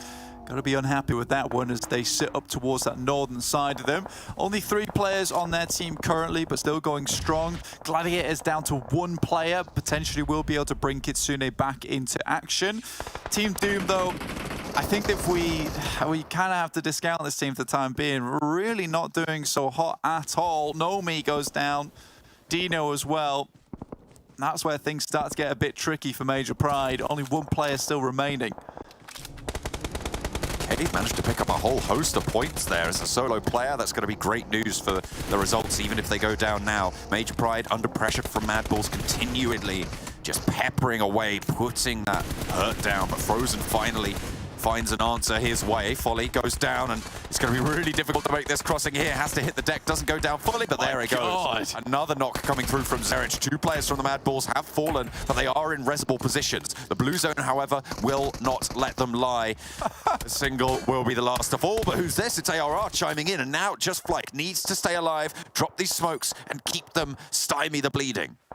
They have cleared out a lot of this area at the moment. And for them, it's really important. Keeping players up now would be extremely good. and they could move in with relative control of that western edge other than ARR off in the distance who are peppering with them shots. Zerich, obviously the first one that Flight goes to pick up. He has been so valuable for the rest of the team. Chudika moves down. We'll try and remain a little bit safe, but these shots continuing to hit just a little bit. Goodness me, MadBulls suffering for their art. Zerich topping the tables there. Excellent news for them. Try and keep that lead at the top of the tables. And this is quite big as well, remember, as we see Zerich just lining up these shots again. This is quite big because they're able to keep that lead at the top as well, right? Because they're fighting off really against Nexus, MUERTE, and at this point Dark Project as well, who are looking to try and jump on up the tables. So if they can stay in late, get some good eliminations on the board, it's going to be fantastic news for them. Indeed it will be. I think you're looking at some of these teams, you're wondering who's going to come out on top. Right now, it's difficult to say. There's a lot of teams in strong positions. AR currently holding a very strong compound. If it keeps heading over their way, it'll be difficult to wrest this victory away from them, especially needing a very strong crash over their side. Nexus, still looking strong for the time being. And MadBulls still could go much further, but maybe not all the way towards that chicken dinner, but can certainly get themselves a lot more eliminations on board. The opinions from the panel come on in. We're both going for MUERTE on that northeastern side. ARR Esports, I would say an outside pick in terms of standings, but very, very solid. You talked about that position for Kalaris was the prediction. And Maxman going for Nexus on that eastern compound that they set up a lot earlier. This Dark Project take a little bit of a hurt from Ray. They're the last player from GOAT, but there's so many angles looking their way. It's going to be very, very difficult to deal with it. The Vector spray down is good. Yeah, I think that for Kalaris, honestly, I 100% agree with him. The AAR is in a winning position right now. I don't think that I feel like it's almost silly for me to predict over towards MUERTE's way, just purely in the position they're in right now. They have a strong ridge line, right, looking down towards Nexus, who also have a compound, but I think MUERTE really has this clutch factor, which is something I have to consider right now. There's these outside of the box factors that we have to keep in consideration, and you wonder if they can find a couple of these pickoffs, maybe MUERTE can make something happen. Maybe. I mean, they've yet to take a pick. That is a very, very wide split there from Milky Way. And with this shift, it's going to take it away from ARR just that little bit. Nexus have a powerhouse position, but everybody's going to be taking shots out that way. MUERTE have some excellent suppressing sightlines as the MadBulls struggle to cross the open, barren ground with little to no cover. Avalanche eliminated in the meantime. Up to 8 eliminations now. Really good stuff coming through from the guys on MadBulls, but they have taken way too many knocks at this point in time. The bleed outs must be unreal. Zerich to get both these players up is going to be a struggle. Should be able to make it happen. Right on the edge of the blue though, with Gladiators looking their way, it's going to be tough, but this will just be honestly a testament to their skill. Getting out of this situation, they will need a lot of smokes. We can see that they've not used too many so far, and we know on Erangel their smoke trains are absolutely impeccable, even with the limited amount that they have. Plate in the distance, that project gets rolled on pat, but the information on the way back to the rest of the team now. Zerich spotted as Kapahala knocks the block, takes the knock. Flyke as well, bleeding out. MadBulls struggling in a very tricky position as well. Even they might be susceptible to it. Tuluka sends central. Gladiators, they've been 2 for a while. Under shots from Excuse Me. Again, very, very difficult path that they have to walk. Matic now last standing as Nexus have those angles. MUERTE 2-2 split on the northern side in the meantime. Yeah, for Matic, a difficult position to be in. Matic, Kitsune, absolutely godly duo. Really have worked well in the past when they get to these stages of the game. Unfortunately, Kitsune did go down just a little bit too early there before getting back towards Matic's way. Bit more of a cautious player, and you respect the movement he made, but really in that moment you did need the Matic fanatic heading straight in without a care in the world. excuse me, shimmying behind these rocks. There's a couple of bits of cover that they can use to leapfrog forwards, but as soon as that tree line ends, it's onto the hay bales and into the sightlines of MUERTE and NEXUS. It's going to be very, very tricky, unless they want to try and backfill on NEXUS's position. But if they're going to get shut down like that, it's not really going to be too possible. For MUERTE, I think what they wanted to try there with 2 players on that top side was potentially to pick off some of the players from AR as they move from building to building, closer towards its eastern side. Unfortunately, AR have it on lock at the moment. They opt to stick in those buildings for as long as possible before moving, forcing anyone up towards that northern edge to have to move back across to a more strong spot within the circle. So I think that's very smart from AR. Moving up just a little bit, trying to gain some more sight lines. Chulika in the center, can't count him out. Not just yet. We've seen what a close-range powerhouse he can be over these last couple of days, last day and couple of games. And in a central position with a crate dropped right on top of him, that's going to be a fearsome guy to deal with. That's going to be a refresh on the level 3 armor if he wants to go for it. I feel like it would be a little bit too bold maybe to crawl out from his cover and under the watchful eyes of ARR. Made all the harder. The circle shifts and gives MUERTE a nice little chunk there. Keeps NEXUS right on the edge, and ARR will have to leave. I think for MUERTE as well, the most important thing right now for them is this little chunk of land that is sticking out from that northeastern side. You can see they're up the hill. They have positions to play around with, and that was an extremely important shot. Goes for another as well. Won't quite hit it, but it felt extremely on target. I think it was just behind the cover there. Excuse me. They're just getting lit up by everywhere, and he's just continuing to put the hurt down. One more knock over their way, and that is going to be, excuse me, down and out. Actually stolen away by NEXUS on the flush over onto Beck, so the point does not go into the MUERTE kitty. Will be denied. Let's take a look at some of these shots. Oh, crazy very flick nice. there. Very nicely lined up. Sneaks it through, threads the needle. This guy, poor excuse me, has had so many bullets to this point in time. I mean, 50 cal quickly becomes 1,000, and they're over their surplus of what they can take today. So it'll have to be a calorie deficit tomorrow for sure. Excuse me, start to go down. But this scrim, 4 bullets left in the mag here. It can look to try and pick up a little bit more of something. Does see a player at least down this way, tries to blow up the vehicle. Tapok has to move away. Potentially there's a player there from MUERTE able to pick up the slack, but as we see, it just descends in stages, which is eliminating a lot of the sightlines there for MUERTE. But either way, they do have a strong position. Limitrix moving up this way is bold as anything. Over the top, gets a lot of damage and a double knock. This is a huge rotation coming through from ARR. MUERTE have no idea what's hit them. They need to fall back, regroup, but another nade could be curtains for them. They are rezzing in 2 separate positions, which means they're not going to be susceptible to a single nade. Happy can stick this one. Will he put this next nade through the window or try and just stick the res? It's a double on the outside again, and ARR just tear MUERTE a new one. Oh my god. Malloy on the inside, Discrim as well. Need to hold off this push if they want any chance to move forwards. Spray around the side, they need to wait. Becker wants the top rope, has the DBS in hand, then jumping, looking for the angles. A nade cooked, but it's going to be the shots on the door. Now it's just Malloy, needs to stand tall, but MUERTE fall, and the ARR completely send them spinning.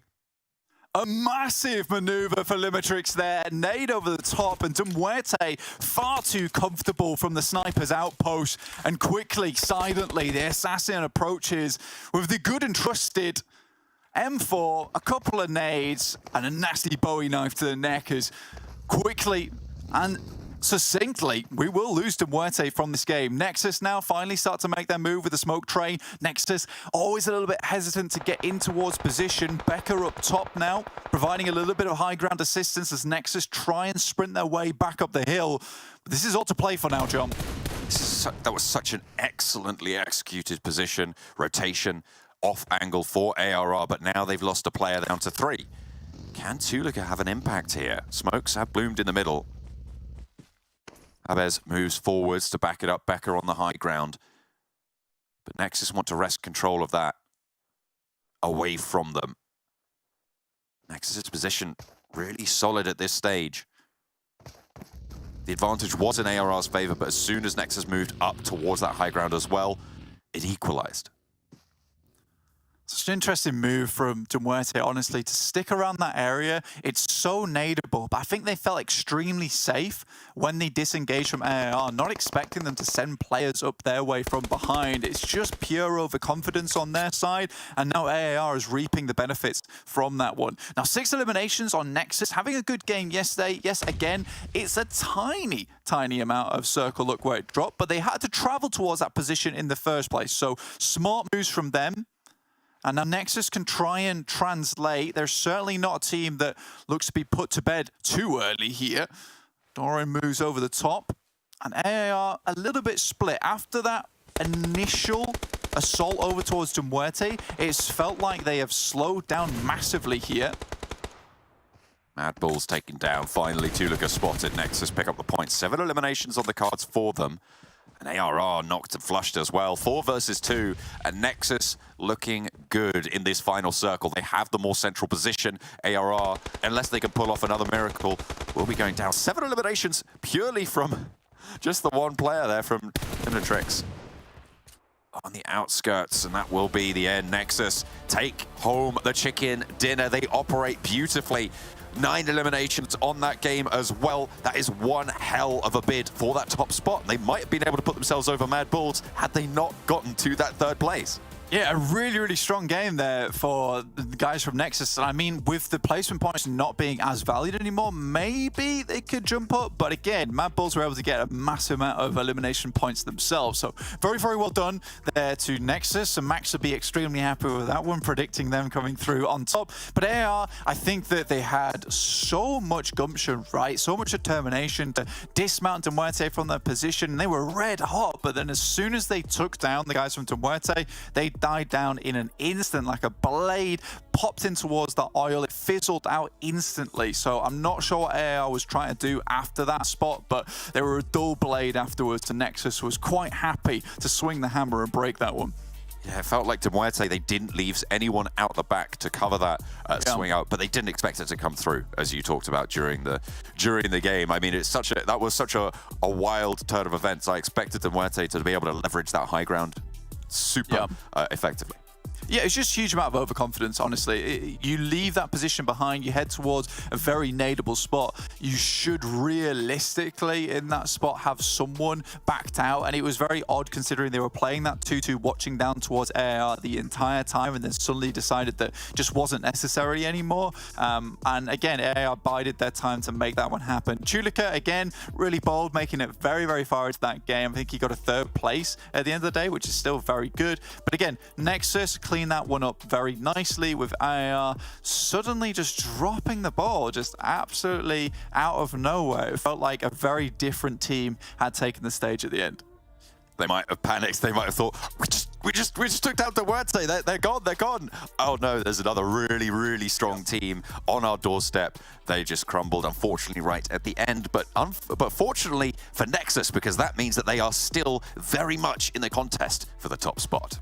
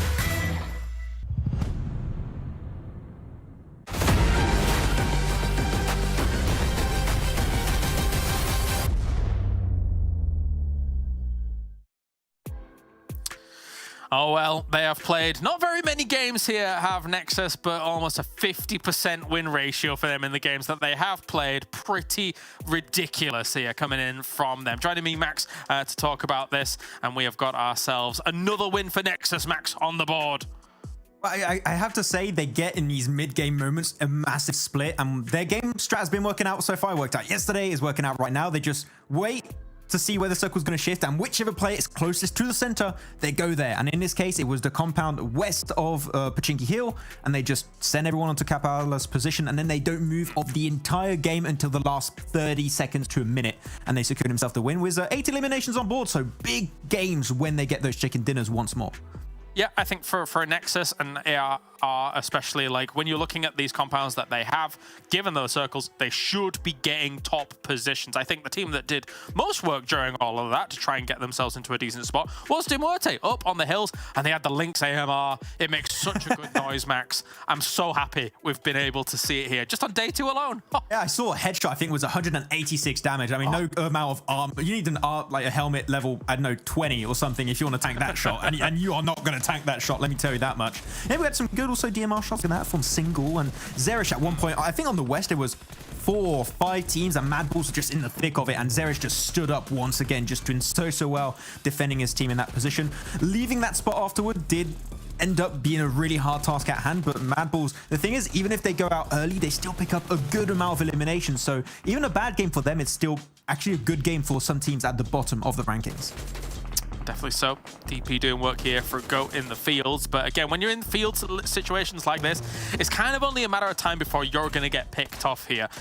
So it will be the compounds that reign supreme, as well as some high grounds. I did like what Excuse Me was doing down to the south, trying to keep themselves alive. But one thing that Nexus was doing very well, or trying to do, was dislodge them very early and stop them from moving around. They threw a smoke trail down, got some of those big leaping grenades over, and it really pinned Excuse Me down for a long time. Here it is. Oh, it's so... Oh, yes! I can't believe, like, 186 damage. I saw that, was like, that is just... Bang! That should not be allowed. And he exploded, I think, a car with 3 bullets, so you're just not safe at all if you're against the Lynx AMR at some point. But looking at that, also, Elementrix had some clean nades. You call them maybe just, like, last resort nades at some point, and if he was able to put it inside that shed, it would have been better, but he got some work done.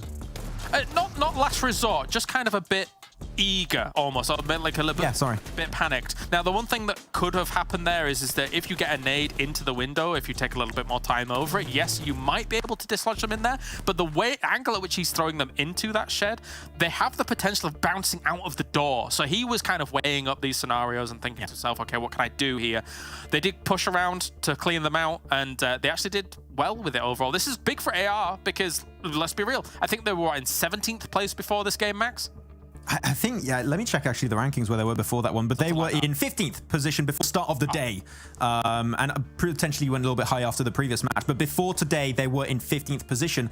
And the thing is, in a position like that, they would have got completely destroyed by MUERTE, and MUERTE was not getting challenged by anyone in that game. The fact that they sent a duo up there to take care of MUERTE and potentially allow them to get a winning condition was so good from them. A team that we didn't really have the chance to talk about too much was doing waves in this game, and I'm hoping this is not the only one we're going to see from them. I would like to see a chapter 2 to this kind of playstyle, because I enjoyed it. It was good.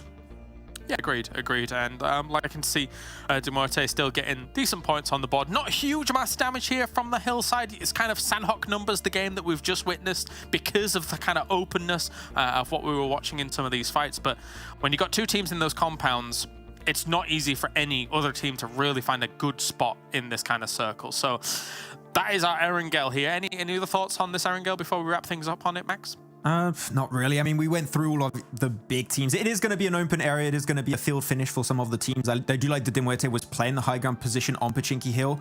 Not many other teams could really make in that kind of scenario. But no, I think that we saw some teams that we didn't really see too much of perform here. We only have this one Erangel today, but overall, well, no, we're going to have another one later on. There's Miramar. We only have once today. But no, I want to see once again if AR can bring something more to the table in their next games. our predictions. We get 1 point on the board. I get 1 point on the board. You get 3 points on the board here, Max. So very, very well done by you. And unfortunately for the guys up on the hill, MUERTE not being able to follow on through here. But yeah, they got absolutely barraged there by AR. One thing that I do want to mention actually as well before we kind of move on from the whole Erangel situation is we got to see how teams were going to react when there's an extreme playing path, and that's something that we got to take into consideration as well, because you can't reach those high spots like kind of Blank was talking about at the beginning of that game. And it's cool to see how they're going to adapt to situations like that, right? Yeah, it was very lucky that SHOCKWAVE and Unicorns of Love were not playing this game, because if they were, I would have loved to see how are they going to play. Are they going to stretch their drop and make it back into Zaki, or are they going to try and make it up into Savernia if you are SHOCKWAVE? That's really something I want to see, what the teams are going to be doing in that kind of scenario. You even said it right. If your team is trying to stretch from that bad playing path into your drop north, and then you have a southern circle finish, imagine it goes military, you're done. Your game is pretty much over. You wasted so much time. You'll never be able to get back in a good position. So yeah, I still want to see how they're going to adapt to it, and maybe they're going to watch this game and say, oh, if this happens to us, we're screwed. Let's maybe think of just a game plan in case this happens to us. All right, let's take a look at the overall rankings then and get up to speed with how things have shifted around. 69, that's nice for MadBulls here, up at the top here with NEXUS just shy of them with 3 wins. It really does speak to the consistency, Max, of MadBulls, considering they're still in first, despite NEXUS having 3 wins underneath them.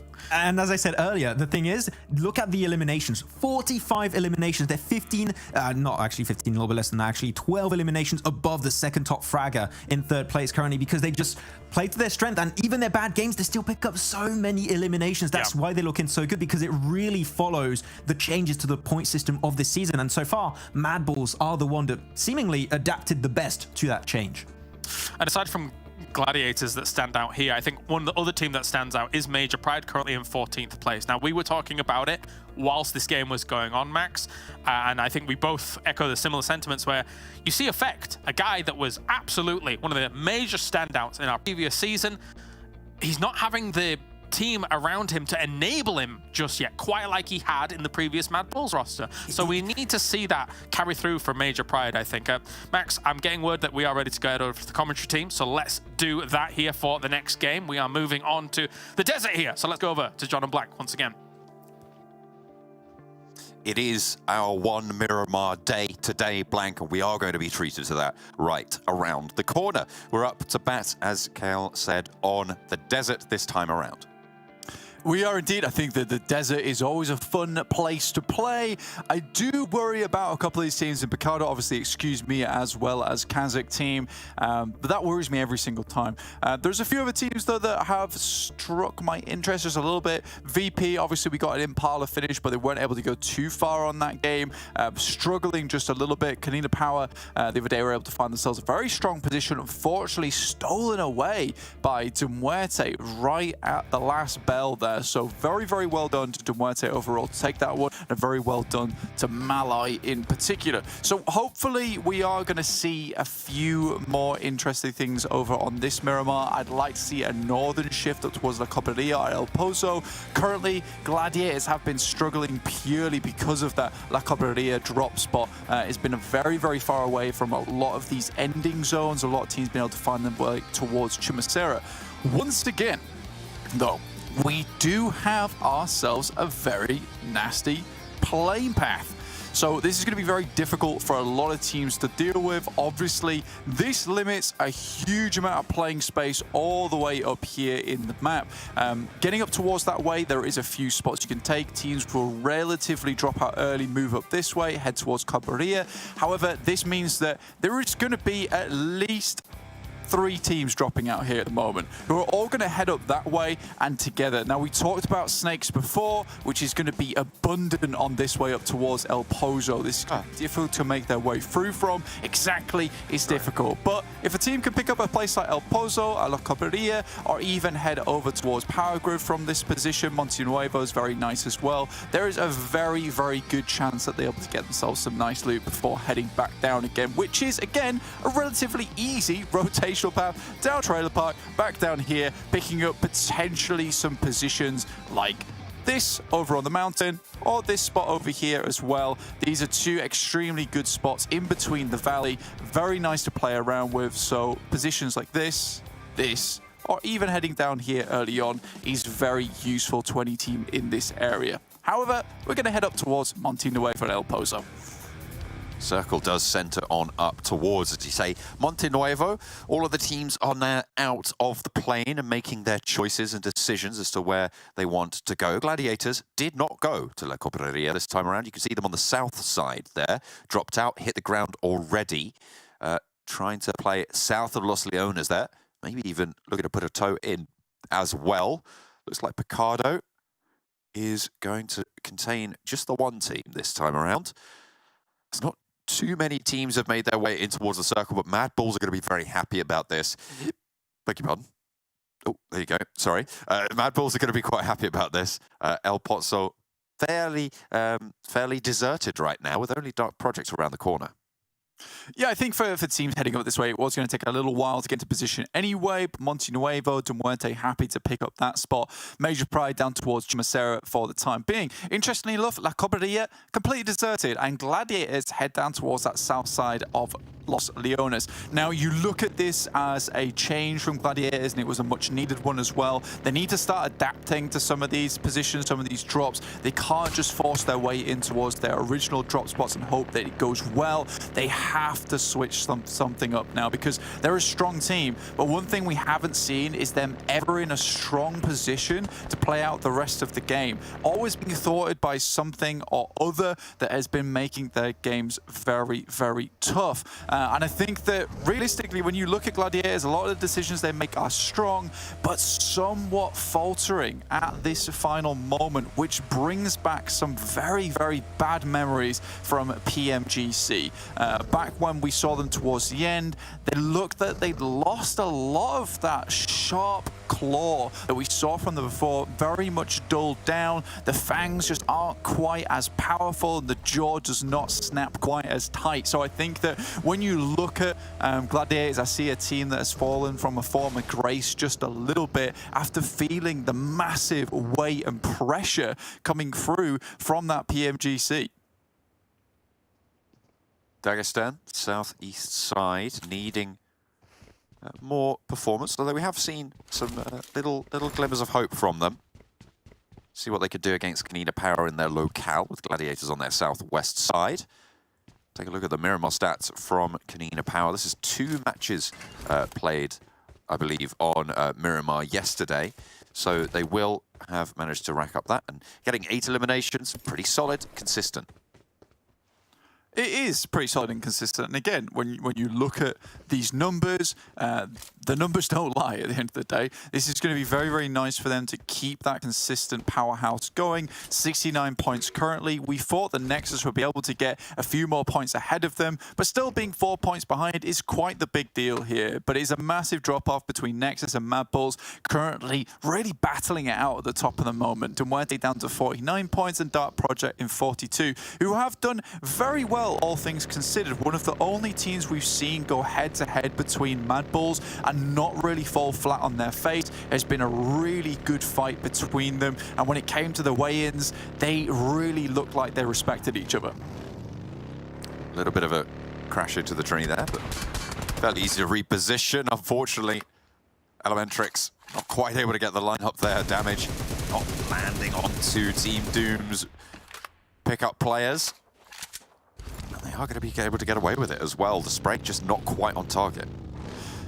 Absolutely. I think for Team Doom, things just haven't really been going well for this team. And again, I want to make a positive out of this because it's one of the only teams that hasn't really been doing anything too well, actually. And I think that when you look at them, right, you see a team that is trying their best, that actually can take some engagements. It's not necessarily they're a bad team, it just doesn't reflect very well when it comes to placement points. If you are not getting far into the lobby, even an 8th place barely gets you anything. So for them, being in 3 points, yes, it's terrible. But at the same time, I think that we just have so many teams this lobby at the moment. 19 teams who are all very strong. No one wants to really give up the GOAT just yet. So I think that I'm very happy with what I'm seeing here. And you know what? Next season could be a case of all 20 teams. Anyone can make it. Anyone can get towards the top. particularly because you're looking at 19th place with Gladiators. This is a team that we did not expect to be down here. This is very surprising. Now, to your point about Picardo, John, excuse me, of being the solo team in there, well, KASIK isn't playing, so we can expect this to return tomorrow. Hopefully not, but you never know. Shockwave moving on in the party bus with just Terminus right now, striking out very, very far south on a wide split. The rest of the team much further up north. Maybe looking to pick up a different party bus. Doesn't like the paint job on that one. Oh, no, he does. He's put it on the new one. I think some of the wheels were actually shot out on that last one, which is why it was moving all booky like that, which we don't like to see, especially in a party bus, which is quite hard to maneuver in the first place when it comes to trying to drive fast over open plains. When it comes to heading over those nasty ridges, though, and the divots and ditches that do provide such a problem, the party bus is pretty good, but it is slightly now outstripped by the monster truck. Yeah, it can be very, very valuable. Have that one Terminus though, the bus not providing him much sanctuary from that, and with the rest of the team so far away, that's more than confirmed to be a flush right there. Excuse me, happy to pick up the point. Yeah, easy point for them. Shockwave, unfortunately, haven't been able to do too much today, and I think everything kind of fell crashing down around them from that initial Sanhok at the start of the day, allowing a team to get so easily into Hutton with barely any recourse for their actions.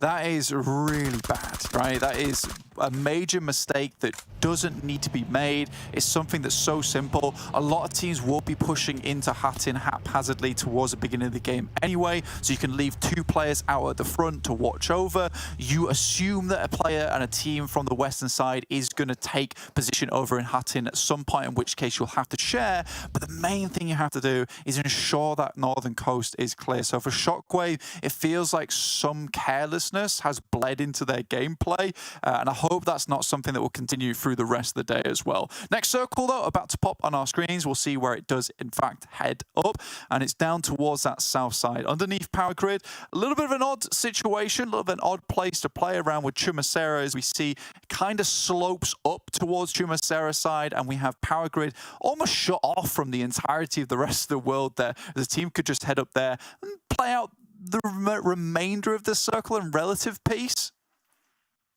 I mean, it's not going to be easy, I think, on that northwestern side as well. Monte Nuevo could become a little bit of a hot spot, those western hills to the north of Chumacera.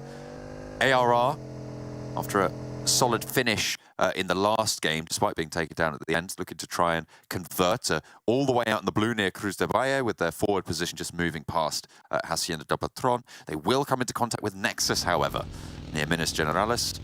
San Martin currently held on the south side, Baseline Europe also having to move ahead in the train on the eastern edge. Still seeing a very central focused lobby at the moment, John. A lot of these teams opting to really head towards that center nice and early. A lot of edge teams left out in the cold, and I think Gladiators have picked up on this, particularly from Los Leones. This was a fairly simple rotation for them. They've got a beat on a couple of these other teams as they slipped quite stealthily between Dagestan as well as KONINA Power, and have now set themselves up to spring into action when it is required, but getting very close to, excuse me.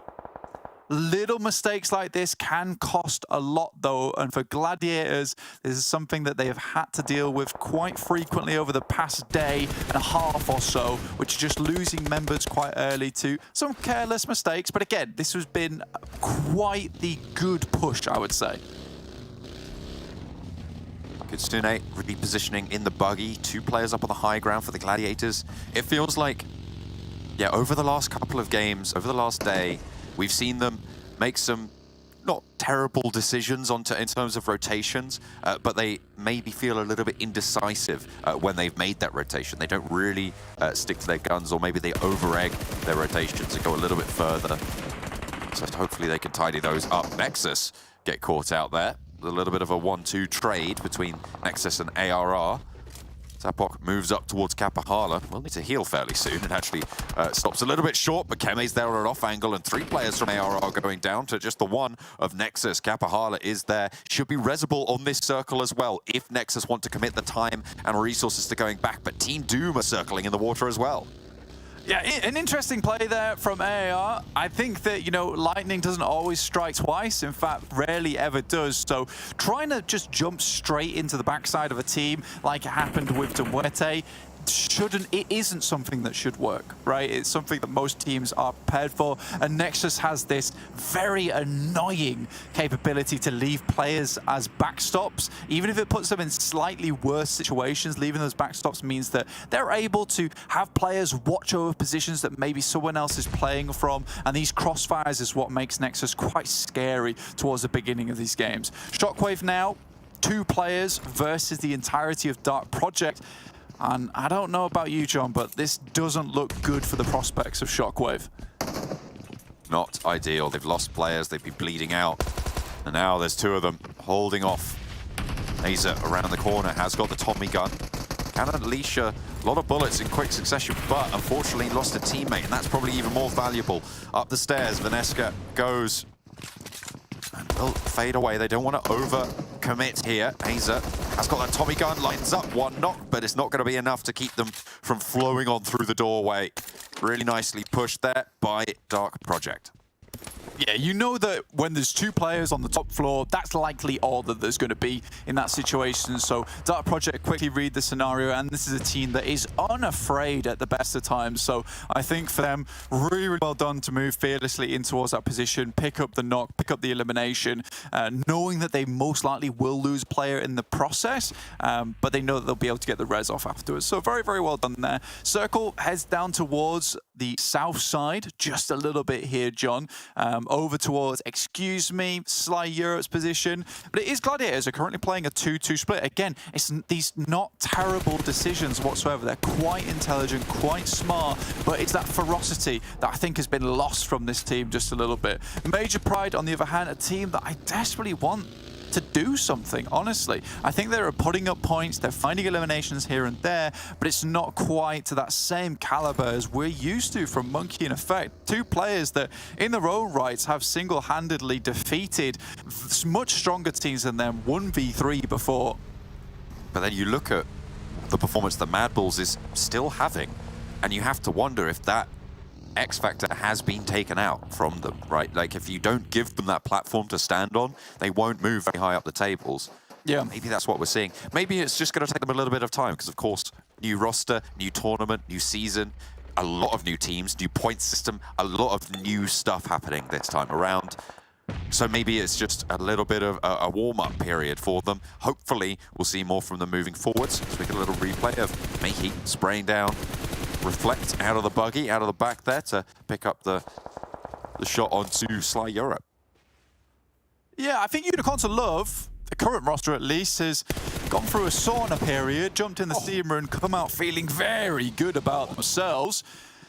And moving off from Big was probably the best decision for them. They seem to, under a new banner, a new colour, feel great about this situation. So happy days for Unicorns of Love. I'm glad that they're finding success on this new roster. Maybe they don't have the most points in the world, but they don't feel as before like a team that just really didn't do too much. And a team we expected stuff from, we can now expect to see it from as well, and follow all the way through.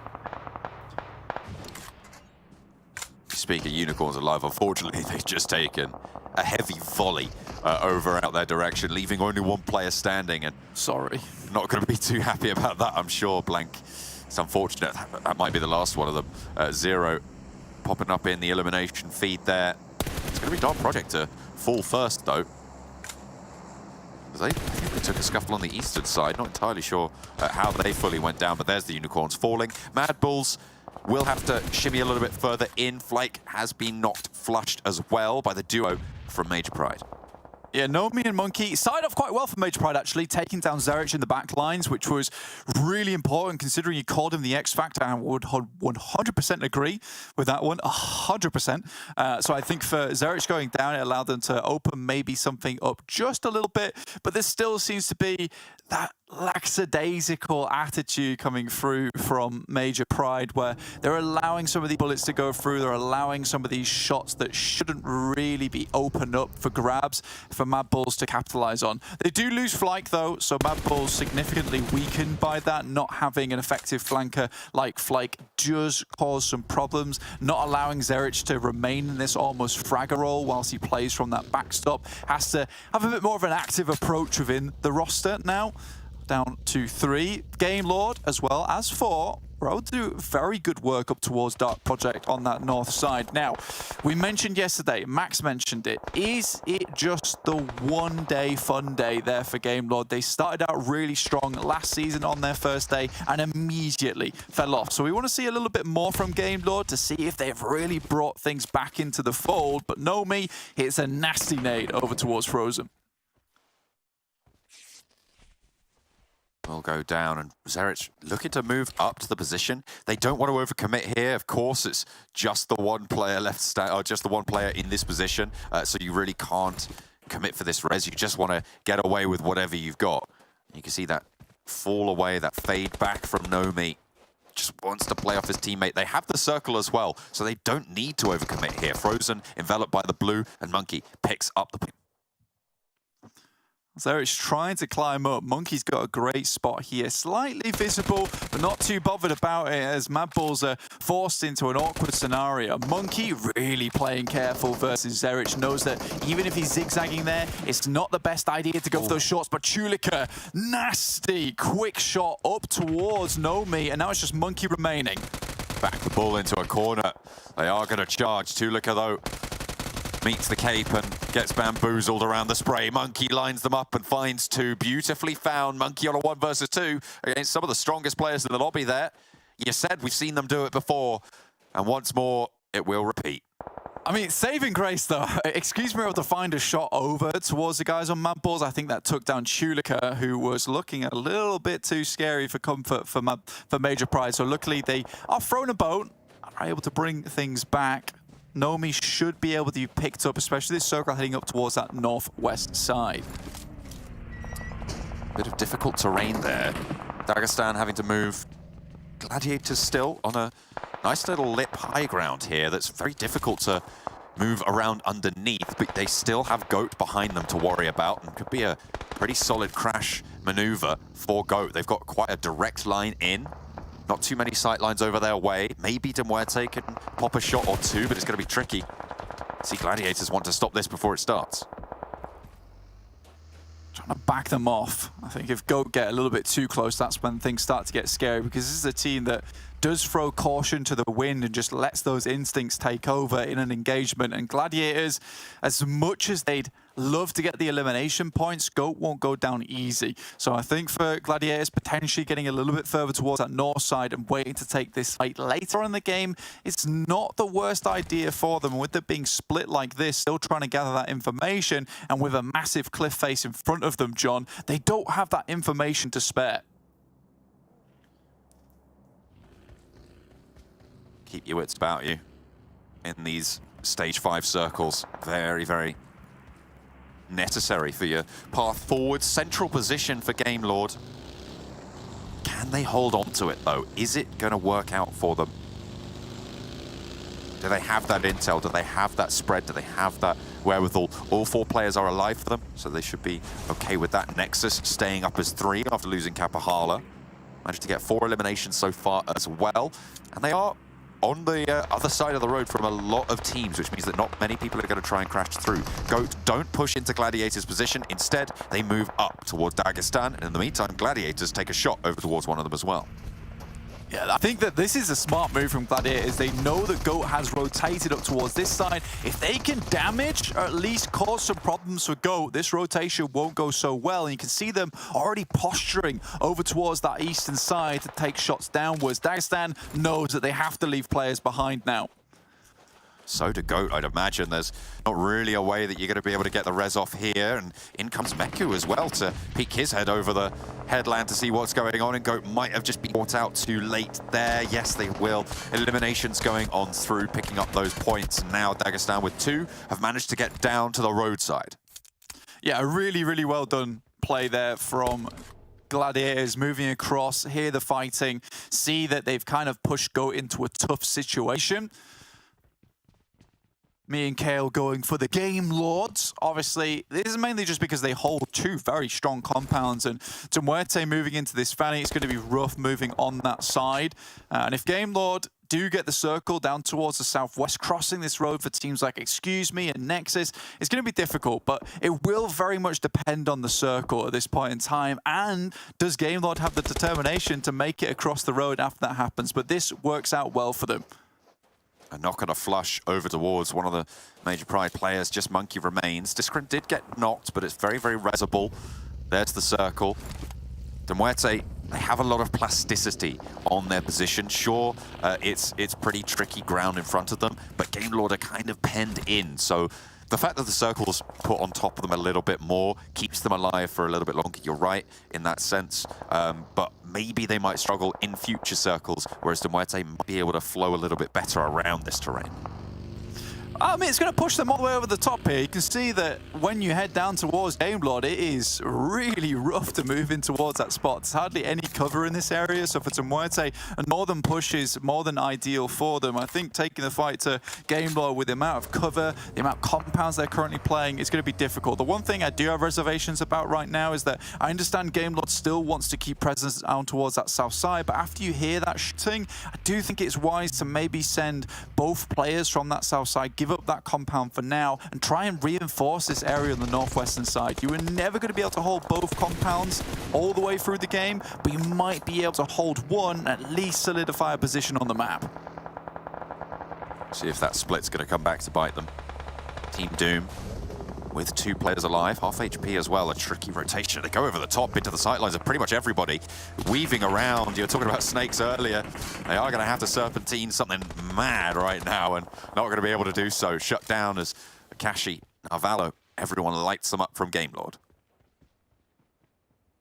Gladiators found themselves another elimination. Good stuff for them. Nexus still keeping things very, very patient. Don't want to move too much.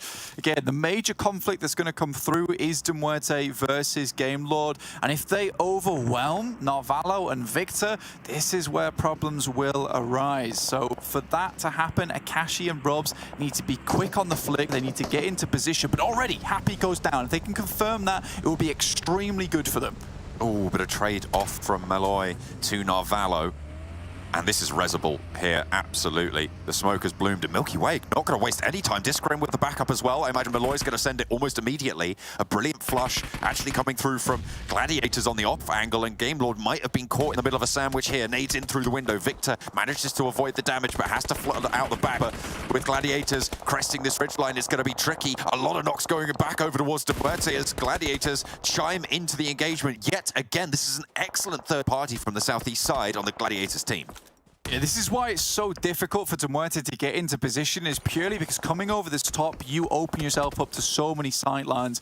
Game Lord were lucky in the sense they still have this cover to play around with, but I do think that Robs and Akashi holding on to this spot is important for their late game. However, I think as soon as they saw these players, perhaps, you know, Game Lord should have given up some position, allowed MUERTE to make their way through. Now up to 4 players, all relatively healed. This is a little bit easier for MUERTE to play around with.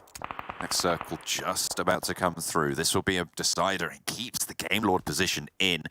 MUERTE are going to have to move down, but so are Gladiators. I think they might just have a little bit of the headland still in it, but Kitsune goes a little bit bold there, and Discrim humbles him with the AUG as well. Shots over towards Excuse Me on the opposite side of the road. A pretty big thorn in the side of the rotations in the future for MUERTE. Game Lord should be pinned. Oh, Rob's really had to find that knock. If they found that, they could put MUERTE on the back foot whilst the circle starts to move in now.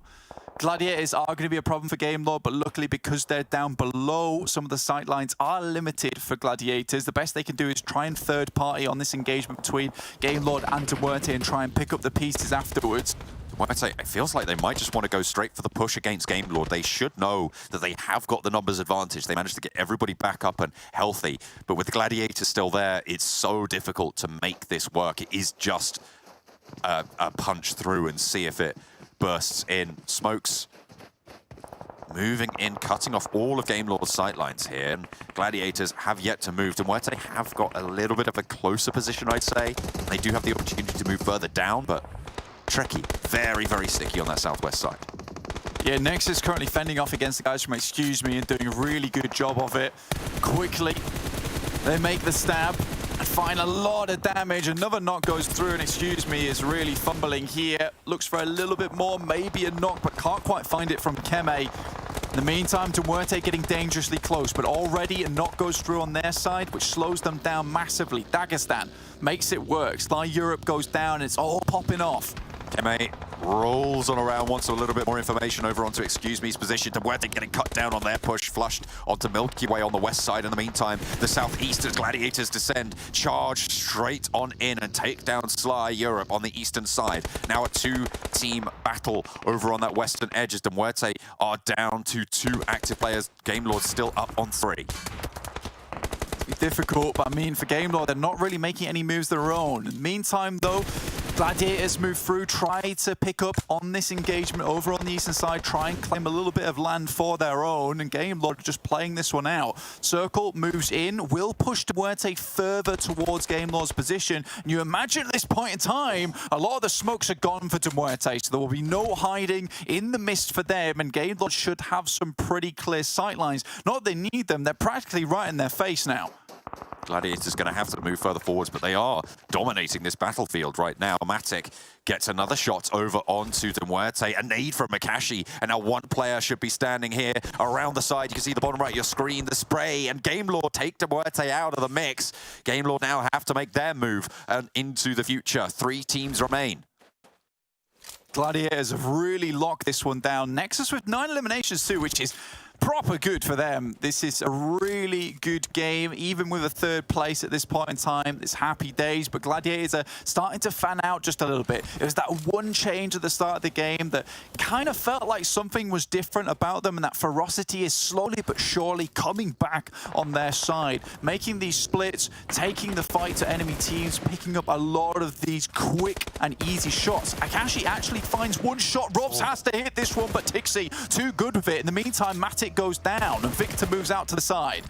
Maybe trying to bait those shots and let the teammates peek. Tixi repositions behind the rock, moves closer to where Robs went down, and managed to start that first aid. Gladiators controlling a lot of this plateau, a lot of this ground. NEXUS in the meantime moving up. Robs knocked still out in the sticks. Victor up to the ridge line with 3 teams remaining. Gladiators have got the lion's share of position, but the player in the back still knocked. Matic not super healthy. Victor, Akashi up on this ridge line, not in the sight lines of the enemy team, but Victor is backed off by Meku, and now it's just Akashi for Game Lord to try and keep things alive for them. Tixi wants to descend. No, just looking for the heal as Akashi cooks a nade in hand, but Octavian steps up to it. Rob's flushed in the meantime, and Game Lord down to 1.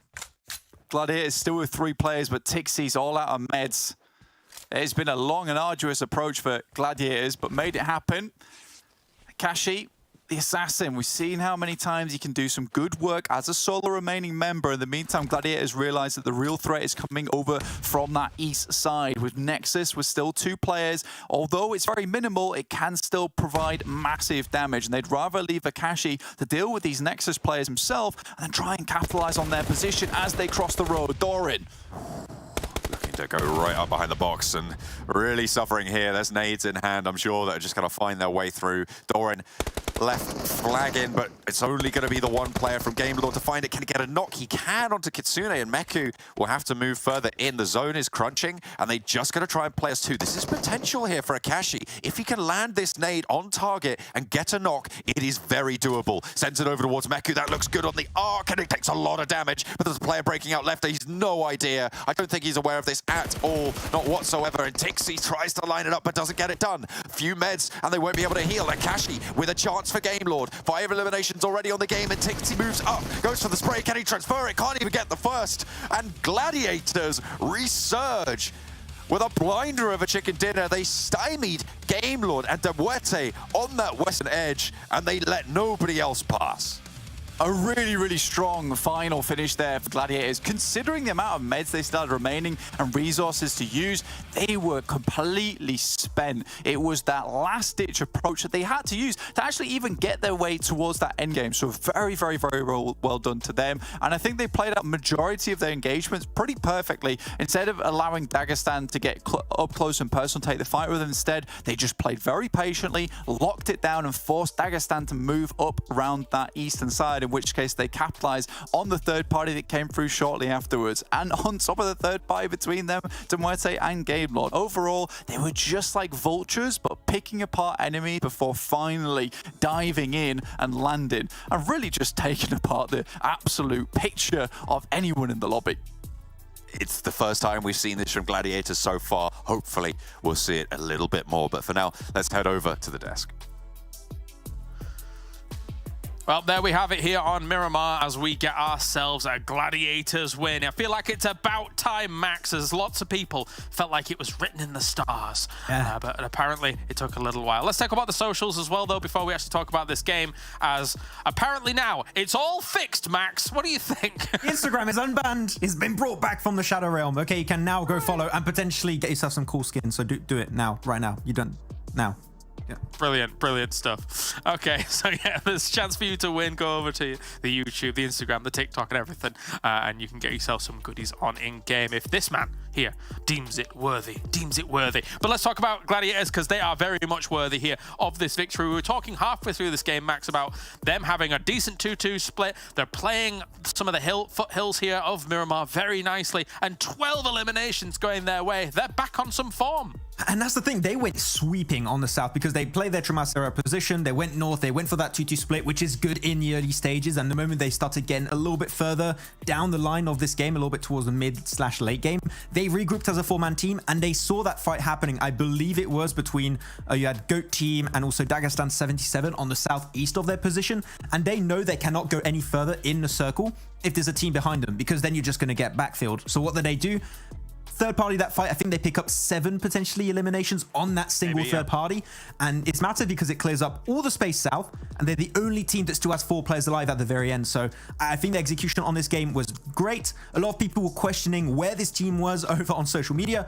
They're here to play, they're here for the chicken dinner. Finally, this is the Gladiators we expected to see.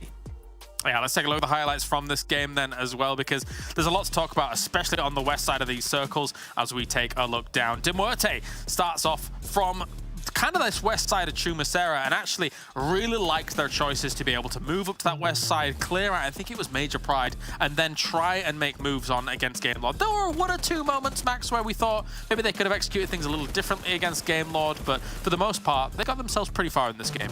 Yeah, got themselves some decent eliminations. I mean, so far we are seeing some good bounce backs from MUERTE in this second day. They were looking already good on the rankings, but even better now, so they're looking like they're having a good start to this first phase. So I feel like we might see them over in Vikendi at the end of this phase, but still a lot of games before that happens. But the thing is, GameLord, from their position, from their little plateau area, they could just see everyone. So not only did they still have 4 players alive and already a bunch of eliminations, so I would guess resources, they had just the intel on every single team. They knew where NEXUS were, they knew where the side of MUERTE were, they knew where GameLord were standing in that compound. And the moment you have the intel and the players to back it up, it's hard to deny a chicken dinner away from them. Yeah, definitely. We saw the tail end of the MUERTE and GameLord action going on here, and eventually GameLord sweeps around to clean them up.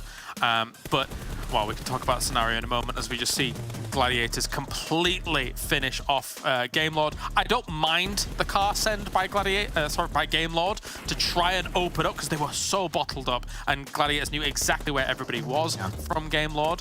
So I understand the play, but it was going to be hard getting out of those concretes to try and deal with Gladiators. I did find it a little bit weird the way the car send was fine, but I just found it a little bit weird where they sent it. I thought they would try and gain access to that ridgeline where Tixi was currently standing at the time. I think it was Tixi and maybe Matic or Meku. And the moment they get access to that position, they have a fighting chance to take that fight and that engagement versus the side of Gladiators. So I was surprised he just sent it in the middle where they don't really have information on where the other teams currently stand. But at the end, Akashi got himself, I think, yeah, there you go, 5 eliminations on the game. He's not the big fragger for the team, but you got to appreciate it when it happens. And Doran here, 1,200 damage coming in for the eliminations he's trying to put on out. That is a lot of... We keep seeing the 1K club being completely broken by some big names here in the lobby. So a lot of damage, once again, done by Nexus. I feel like for the most part, you know, they were in a pretty decent spot through these circles and just able to kind of ADR farm here, Max. Yeah, we were discussing it quite a few times, actually, Kalaris, that their team that when chasing the circle maybe struggled a little bit. They've been chasing the circle a long time this game, from the western side of Picado, always trying to play the edge of the circle, and they sweeped a few teams over there. I think, excuse me, also that was the big team they were able to sweep. So yeah, it seemed like we saw Nexus Gaming play a little bit out of their comfort zone, but looking at this head-to-head of Gladiators and Gamelord, I mean, the damage is just coming in big time for these two teams. And Gamelord, unlike that Erangel from yesterday, it seemed like that thing's a little bit more under control, even though I think MUERTE could have done better, but it's still some good numbers. Yeah, if we have to be hypercritical for a moment, I think when we look at Gamelord, and we're probably both in agreement here, I think they held the 2-2 split for a little too long. You end up having a situation where once MUERTE crashes their vehicles into some of the buildings on the west side of the 2-2 split, your other two-man in the 2-2 split can't see MUERTE anymore. So that's probably why you're going to incur a little bit of damage from there, aside from the fact that Gladiators were the one to finish off. I think it was Narvalo, but it's tough there to deal with when you've got something like that. Get together, maybe you got a better chance later on, but let's take a look at those predictions, Max. Yeah, MUERTE. As you said, you're really good at getting the top three. The win's not actually you got no chicken dinner predictions right now. You only got yeah. I mean, you still got 6 points from top threes, and I got 8, and I got, I think, yeah, 2 chicken dinners actually, and then I got 2 top threes. So you're being consistent. I'll give it to you. Yeah, I'm getting a little bit unfortunate, I think, with my top threes being able to make it all the way to the top of the podium. But Monster is at the top of the podium here for the PMPL EU 23, and a huge thank you for them for joining us. They'll always be a winner, not only in my heart, but here on the tournament stage as well. Who's going to beat Monster, Max? Maybe Nexus Gaming. They're doing all right. 79 points for them at the moment, for, taking over MadBulls, Max. Finally, those 3 wins alongside other games' consistency, 40 placement points in total. Yeah, Nexus just don't care about the point system change. Like, yeah, we still want that 50-50 split, even though like MadBulls is doing like actually following what the rule system currently is. But towards the bottom, still some teams that I don't want to see down here, like your Dagestan 77, your Major Pride. Especially after PMEC, I did not expect to see Dagestan 77 struggling apparently this much so far. And Major Pride, I mean, we expected it going into this tournament. I think a lot of people had them as their top 3 predictions for the whole event. 15th position, definitely not what we were expecting for Major Pride, but there's still time to make changes. Yeah, that's the cool thing about the phase situation. Like phase 1, phase 2, phase 3 is that some teams, even though they're excellent, sometimes just jumping straight into a lobby like this, it doesn't work out instantaneously, but they have the chops, the ability and skill to be able to make changes from phase to phase and assimilate a lot of information from a phase, Max, and be able to do better later on. Exactly. We see that from, for example, even Nova Esports, one of the best teams out there. Sure, not the world champions this year, it is S2G, but like a slow ramp-up playstyle can work out great on these month-long leagues, right? So it's going to be working out just fine. If you're struggling at the start, it's okay. You might miss out on a Vikendi. It's 20 points, unfortunately. I'm sure you'd like to get them, but it's a-okay. You're still going to get yourself some decent points in phase 2 and phase 3 if you can make it up there. As long as you're just able to make the iterations, that's what we need. This week is a bit rough to make changes because you've got 3 play days, 1 break day, 3 play days. Not easy. But for phase 2 and phase 3, you'll have a little bit more breathing space 4 days after 3 play days to really reiterate and make changes if you need to. All right, well, let's do it then. We are making a change as we're moving over to Sanhok from Miramar now. Let's head over to John and Blank. Thank you very much. We're going to our second Sanhok of the day, second helpings, Blank. You always go up. We're always going up for as much Sanhok as we can get from the dinner lady, and sometimes lucky enough to get that slapped on the tray. Yeah, a double one. It's very nice to see. I think for Sanhok, it's become like more and more of a favored map in my book. It's one that I particularly enjoy now. It's fun to watch. I think a lot of interesting little things happen, and it's a lot more about timing now than anything rather than luck. A lot of these teams are already getting into good positions as opposed to many teams looking for those heal-offs, which really eliminates the amount of space on the map, right? Because you have more and more teams playing within the designated area, which just means you are going to see a lot of these teams looking more to make the right timed move. And I think Dark Project really hit the nail on the head there with their instantaneous rotation. Yes, Shockwave let it happen, but, you know, Dark Project were able to make something cool happen out of it. Luckily, this game, we do not have Dark Project playing. They are not in the game this time around, so SHOCKWAVE can feel a little bit safer up on that top side. Gladiators also not playing, which means that this Northwest Island is now completely clear, meaning that anyone can drop on top of it. Looks like Cave's going to go for a quick little peek over that way before heading on down, and Game Lord, as per usual, will be picking up Boot Camp. With Excuse Me not going in this one, they have that completely free towards themselves, which means that this push that we've seen them make before up this way, up towards where KONINA Power, potentially Doom are playing, is far easier to make. So that kind of rotation really opens things up to getting control of this coastal side, getting control of the bridge potentially, even heading back down towards this compound. There's a lot of options available. It really depends where this circle does end up. On the other hand, we do have MadBulls going back for this split, which is very interesting to see. We like this kind of split as well. This is one that gives them a lot of control over this position and allow them to further extend their control over that area, as opposed to heading over towards Tambang and Ruins, which is where currently we are seeing MadBulls playing. Yeah, major pride on that Pint 9 split, trying to leverage control over a lot of it. The circle pops down south, so we're not going up to that northwest again. Sort of centering to the west of Quarry, which is notoriously difficult, sort of funneled position for a lot of teams. I like the position of VIRTUS.PRO right now. I think if they can regroup early on towards of Hayes, then they might have a good position to move into these later circles. Yeah, this is one of the positions we highlighted on that last game, right? It's the one where you have one play up towards that Northwest Island, giving you a post of operations. Also on that little coastal bit there where we have the islands heading down, or the longhouses, which is great for a lot of these teams. And Folly in another extremely strong compound, providing them information up towards Boot Camp. And then, like you said, probably more important compound that currently Hayes is playing in, with a wall basically directly around it, which allows it to be a very defensible spot. With this kind of circle, John, I think it's a great position to highlight from you, just purely because this is more than likely going to be one of the focal points in the circle. So for VP, regrouping after getting looted up is probably high priority. KASIK team in Kampong on the eastern edge. They're probably going to be fairly safe until at least solid mid-game.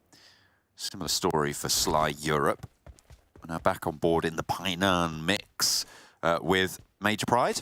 Nomi just grabbing up some loot, snaffling that one away. No real early engagements at this stage. I imagine some of the early maneuvers we're going to see could potentially come out from SHOCKWAVE, moving past Cave or moving over past Goat as well. Potential directions for them to try and take. You've also got NEXUS, who could come into conflict with people like KONINA Power and Goats as well from that Paradise Resort southward rotation. KONINA Power, Paradise Resort, really strong spot in the circle, right? Gives you a ton of loot, and I think the major thing that we have to look at here is Paradise Resort is usually something that's heavily contested by a lot of teams. Usually we'll see two teams dropping here, fighting out in the beginning, but I think that a lot of teams are realizing that that is not as effective anymore. Losing players early on, especially when you're going to see more and more of these 4v4s on Sanhok that you desperately need to win in that early game after getting looted, it's just not worth going for a fight where it might potentially be a case of you drop, you find a level 1 vest, you don't find a helmet, and you find yourself with a pistol, which is horrible to say the least. Luckily, these players are with the esports rules enabled, which means we have a lot more drops of the more wanted weapons, which I'm sure everyone at home would like to have. But, you know, if you want to play that kind of thing, you can drop over into the esports environment, maybe sign up to a PMCO or two, and find yourself up towards the top, because, you know, we're always looking for new talent in PUBG Mobile, and a lot of new talent have really shown their faces over in Europe, where we're seeing very, very strong players. Yeah, I mean, it's teams like Cave, like Dagestan, like KASIK team. You've also got Goat team coming in, Piper having a massive impact yesterday, less so today, but still, it's all just gone really quite interestingly, I would say quite well for a lot of these new entrants. So definitely, if you think you got the chops for it, take a swing. MadBulls, they've been 5 eliminations average so far on Sanhok. They haven't had as much success here as they have on other maps, I would say, but they are still in second place overall to NEXUS Gaming. I think if you look at Sanhok, 1,500 average damage dealt on Sanhok is still pretty good. I mean, that is only over 2 games, but if you can continue on that average, that is something that's very nice to keep up with as well. And that's almost a guaranteed 5-point average just from the eliminations alone, not even speaking about those placement points towards the end. So MadBulls doing a pretty good job for themselves. But they have moved extremely quickly, in fact. Usually, if you see a team like Cave heading up towards that northwest side, there's just a drive-by and a half, goodbye, good night. But if you see a team like Cave that was playing up towards Camp Alpha, towards that northwest island, typically you want to move down, and there's a nice bit of high ground just above ruins. It's one of the worst parts about looting in ruins is you can get some people sauntering in towards that high ground, taking shots at you whilst you're on the low ground in ruins, which is kind of in this bit of a crater, but instead MadBulls quickly loot, immediately move out towards that eastern side. Even I was surprised by the speed and alacrity of that movement, getting themselves underneath VIRTUS.PRO, who've actually left that compound we were talking about earlier, which I think is a little bit of a mistake. Could, yeah, maybe come back to bite them, but they still have a solid terrain position to the south of it. Maybe, as you say, a little bit stronger in that compound will allow Game Lord in there. KONINA Power, we're on board with them at the moment. They moved south fairly early, I'd say, from Paradise Resort, and they went to their current position there, which was a little bit further south. And GOAT are now behind them. We saw GOAT's stats earlier for Sanhok, and that was quite surprising, actually. I think there were 7 eliminations average and 22 minutes average survival time on their 2 Sanhoks so far. So potentially another good performance for them if they can play this edge sweep. Yeah, I mean, they've been performing fairly well, and I think that, you know, they really do excel in these kind of maps where it is just full-on action all the time. And honestly, I think GOAT is a team that just loves that kind of environment where they can go from fight to fight to fight. They feel like they don't tire very easily either. So that is great news for them, and hopefully they can bring something like that to this game too. I think, again, it does strike me as very strange that VIRTUS.PRO would leave this spot. Painan now very, very much a focal position on the map. Not necessarily one you want to take too early, though. You might want to hold at least one side of it, but MadBulls immediately moving off from that eastern side, back across the bridge towards maybe a position on that southwest island. But you can see right now, Game Lord moving down and through these buildings that VP had control of before. And even KONINA Power, GOAT, SHOCKWAVE might make that same decision, and with that defensible spot that VP could have had, they could have got a lot of cheeky little eliminations, you know, catching teams off guard as they pass through. Interesting decision still from VIRTUS.PRO, and it's only time that will tell the efficacy of it, and of course the randomness of these circles. That hard southwest shift, I think, really benefited SHOCKWAVE. I don't think they expected to have an easy time.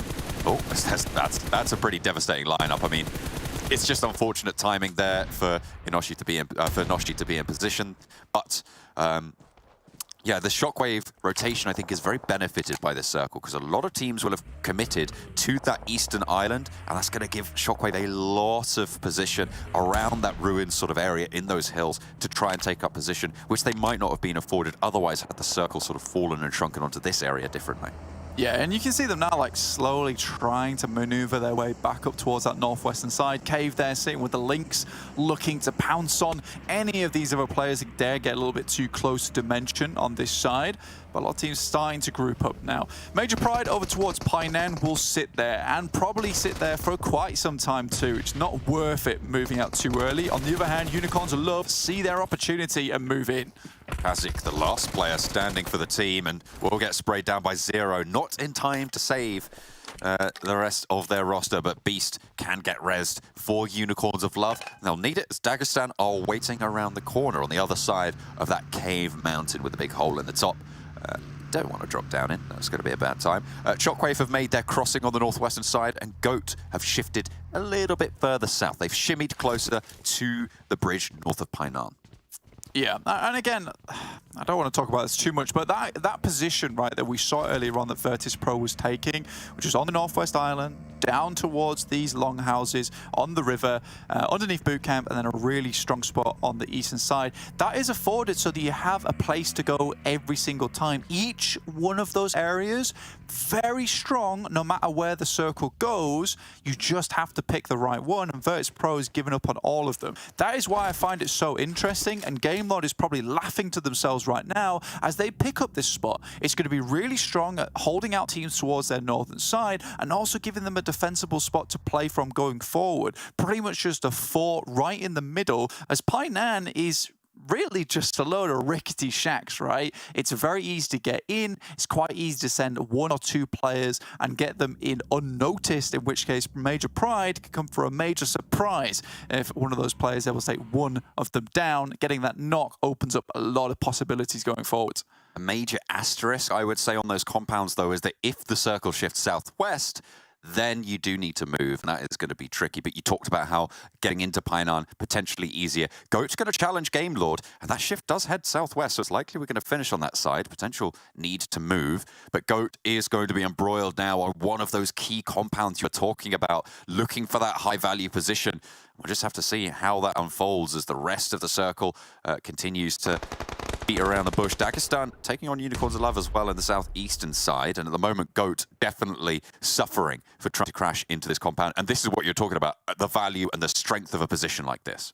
Absolutely. It's ground control to Major Tom here, and they're requesting some assistance against some Space Goats, in which case they're very happy to oblige here as GameLord sends a barrage of nades over towards Goat as they push on this position. Very difficult to take away from this. Akashi, the only one to go down. Now moving in with the DBS is Rob's, his specialty indeed. And you think to yourself, Goat is almost...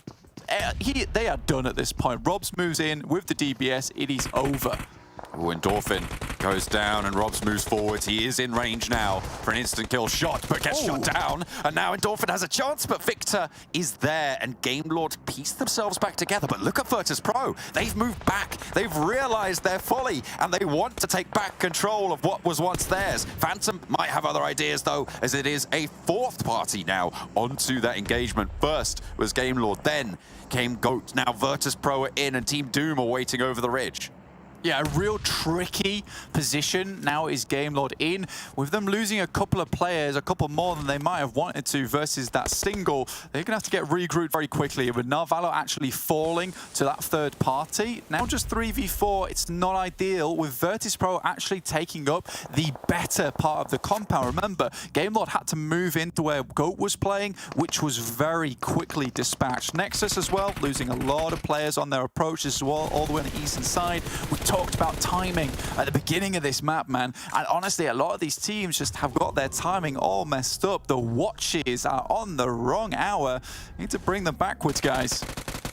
To be fair, this is fairly probably new circle settings for a lot of these players as well. They will have not had too much time to get used to them because they'll be slightly different. The ones who were used at PMGC, and not all of these players will have played on them. So they'll have been used to playing these league stages in probably a little bit of a different way. Not only that, the point shift as well. It really does change how the dynamic of this lobby falls through in terms of timing.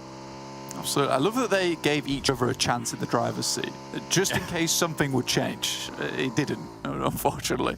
But Nexus, yeah, in a tough spot now. Losing quite a few players, which might now allow MadBulls to breach the gap between them and Nexus up at the top of the lobby. That is a real chance for them, but they're down towards the southeast side, still contending with the guys from Dagestan, potentially trying to pick up as many eliminations as possible as they understand that funnel that's going to be coming through from the southeast in Quarry. Major Pride, as I said, remained in Painan. They didn't move too much away from it, didn't try and hold the hillside. They understood that they needed to make this really, really reinforced, right? Couldn't allow anyone in towards that position. And now they can start to, I'd say, exert a little bit of force from this spot. Avalanche, 2 players there, taking down Nexus on the southeastern side, but they are still going to have to make that crossing. That is not going to be easy, not one bit. MadBulls with a pretty cheeky little split here, but Dagestan might be able to pin them down and take down Flight, get a spray, and that is going to be MadBulls down to 3 with a really very efficient flush there. Efficient flush is what you're looking for. So MadBulls look to continue to hold on towards this side, towards Dagestan. Shockwave still at 4. Again, you said at the beginning how you really liked the fact they had a lot of presence up towards that northern side, but not a lot of competition to work with. And now because they're all the way on this west, they have so much area to play around with. But Cave, again, another team that plays very well on Sanhok. Won out our last one. towards the center, might just be able to wait this one out, as again, a lot of teams around them did take themselves down. Keep moving forwards, takes a lot of damage from the nade. The MadBulls want to hold this one off as long as they can. Shotgun in hand for Zerich. See, he doesn't want to step out either. Knows that there's sightlines further back that he needs to be worried about, not just this close-up personal player.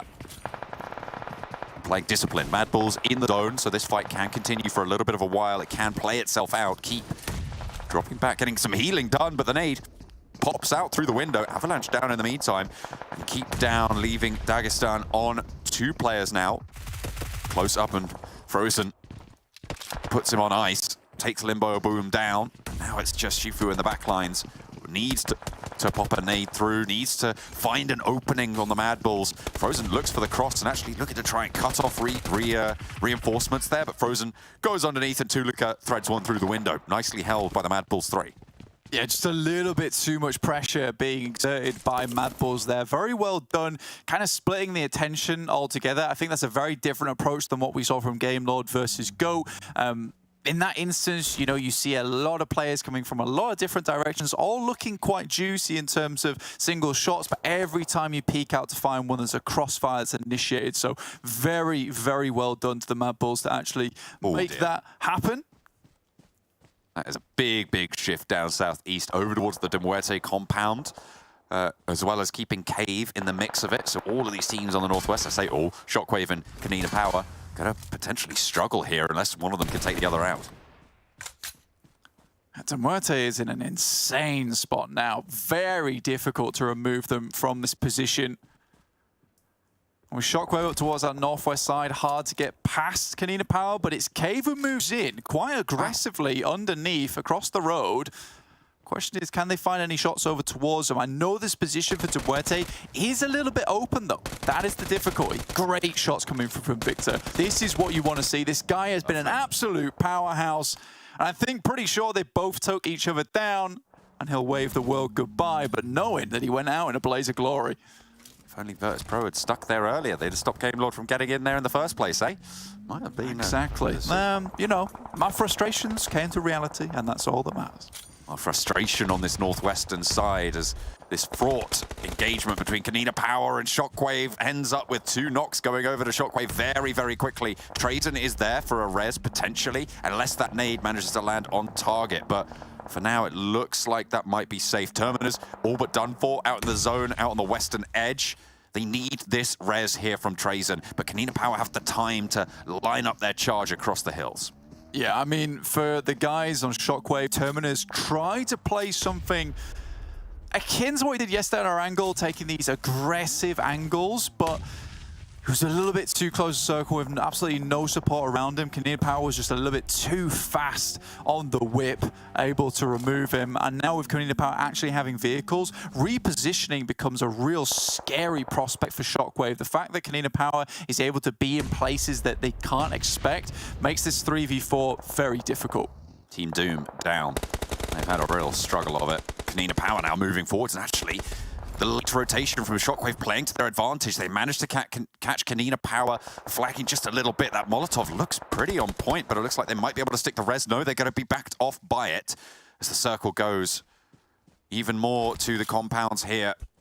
Definitely desperate for the res here, but look at the push coming through from Trazen. Backed off yet again. They want to isolate this. Palucci should be spotted on the left side, and Trazen with a sliver stays alive. Another KONINA Power player falls as well. The first aid being popped by Trazen here has the stims already. No Me in the meantime trying to play spoiler in the back lines and will be punished for it. Monkey moves up towards Azer, and they are split now on their focus. Shockwave trying to stay alive. 3 players in it, trying to frag out every direction. Azer needs to stand up now for the Shockwave roster. Trazen, attention sent out this way as well. Monkey over the top, needs to find this knock, but Azer falls first, and it's gonna be disaster for the Shockwave push. Trazen shut out as well, almost right on the edge there. Needs to take the fight with the KONINA Power players, but just caught in the middle of it, and Major Pride deal a death blow to the back lines of Shockwave. Yeah, it looked much more akin to the Major Pride that we know, for the fact that there was some really clutch plays there coming through. Nomi being down isn't ideal, but now MadBulls come up to try and finish the job. It is just Frozen, though. An absolutely crazy push coming through from him. Finds one. Can he find a little bit more? Effect is extremely low. In the blue. Looks to finish. Frozen hits the deck for the drop shot. Effect looks to be sticking the heel. Is he going to have time for the first aid? It was a tie before he was enveloped, but goes down now. Getting ticked away. Has to get back behind cover because Tulika has got the angle around the rock. Zerich falls in the meantime as Cave from the back that they rotated in was incredibly valuable for them, and the sightlines afforded by it are absolutely just so dominating over the fields of battle, and the shrink again to these compounds. I mean, MUERTE has been all but given this one.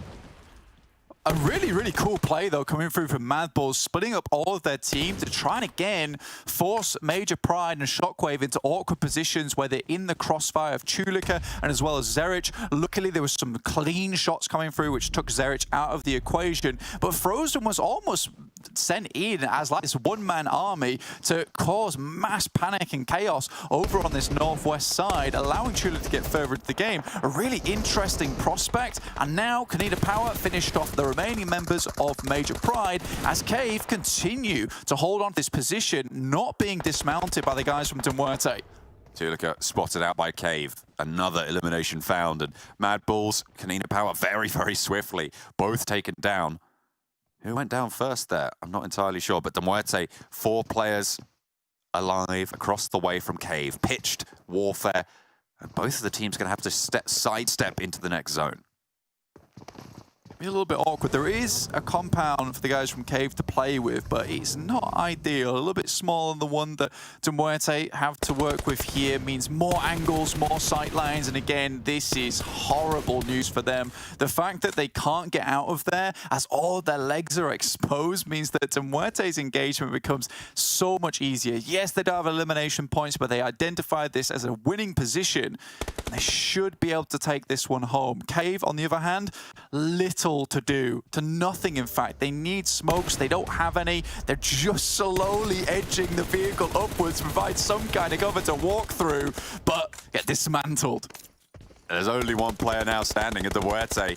Gonna deal the final blow, I'm sure. Dimension, no meds, no health, and no hope for MUERTE to go down in front of him. MUERTE take it back with a fairly quiet game, but in the end, they just had the winning position time and time again on the shift. Yeah, it was a really strong spot, and I think that you can kind of give them a lot of credit, actually, considering that, you know, they took that position, they realized it was coming that way, and they tried to remain as quiet as possible. When Cave came to challenge their spot, they did exactly what Game Lord refused to do versus them on Miramar, which is they pulled back into the other compound, regrouped, and remained there for the end game, knowing that their side of the compound much stronger. And if you are in a compound first, even if it's one that's split up between two, if you have the 2-2 split, you get the decision on where you'd like to regroup us for. So I think that's the major importance. Although Cave was also holding that position the entire time, MUERTE always had the favored spot in their opinion. So very, very well done to MUERTE. I think a lot of things went into that to make it perfect, to make it happen. And again, very, very nicely well played out. Again, though, Cave, second place and a first place today on Sanhok. Something's going right for them. Yeah, absolutely. I really liked that rotation that they made into the back. It was bold, it was fast, it was well executed. Fantastic news for Cave, but even better for MUERTE as they take home another chicken dinner. That's right, boys. That's an oh no for Cave, unfortunately, as they got absolutely smashed and grabbed. MUERTE takes the big points home for them here over the other side of the compound. Joining me is Max Man to talk about this game as well. Max, what? Oh no. On my notes, I've written down, I think, 10 question marks for what Cave did. You have a player that gets shot from under, like, that's the main issue with Sanhok. You can get shot underneath buildings. It happens once, okay, it's fine. Then you pick up the car, you get in the supercar to try and drive across. You don't even smoke it beforehand. Of course, they're just going to spray down the car. They have 4 players all locked and loaded on that exact position. You are not going to survive it. They still get 12 points for their troubles, but like, if Cave maybe smoked that one a little bit better, maybe we'd see Cave at the top of those leaderboards. for Sanhok, Cave has had a good hand dealt to them for the 2 Sanhoks we've had today. They can't quite get themselves the win off of this one, but MUERTE looking pretty strong whilst being able to wrap around onto the other side of this compound and do well for them here. As we take a look at our 9th through 16th as well, not too many points going their way, not too much of a surprise, unfortunately for Nexus, despite being very much so at the tippity top.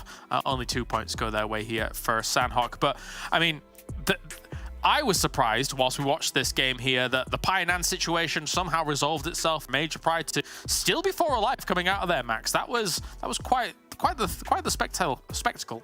I think you pointed out too, I think they had, what, a 4-man split while inside Pionan, and the fact that they, all the players alive during that position while there was, I think, 3-4 teams around Pionan, and it was so hard to actually move away from it is really surprising. So yeah, Major Pride make it work out until MadBulls sent over just Frozen. Like, he pulled Talika apparently in this game. He just went solo and got himself, I think, 1 or 2 eliminations on the team. He just wanted to disrupt them as much as possible.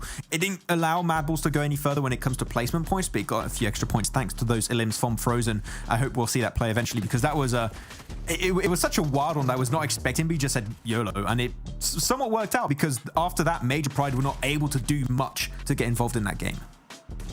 Yeah, so actually that's a really good point, because when you look at MadBulls, and I think one thing that describes them really well is versatility. If you've got another player like a Tulika, like a Frozen, guys that can go out solo and cause this much havoc, this much mayhem, and they're still consistently racking up points and consistently getting to those top 3s, it will be difficult to deal with MadBulls the later this tournament goes on, because they're going to gain confidence in this lobby, and we're seeing that here, even on Sanhok, which is difficult to have confidence on, Max.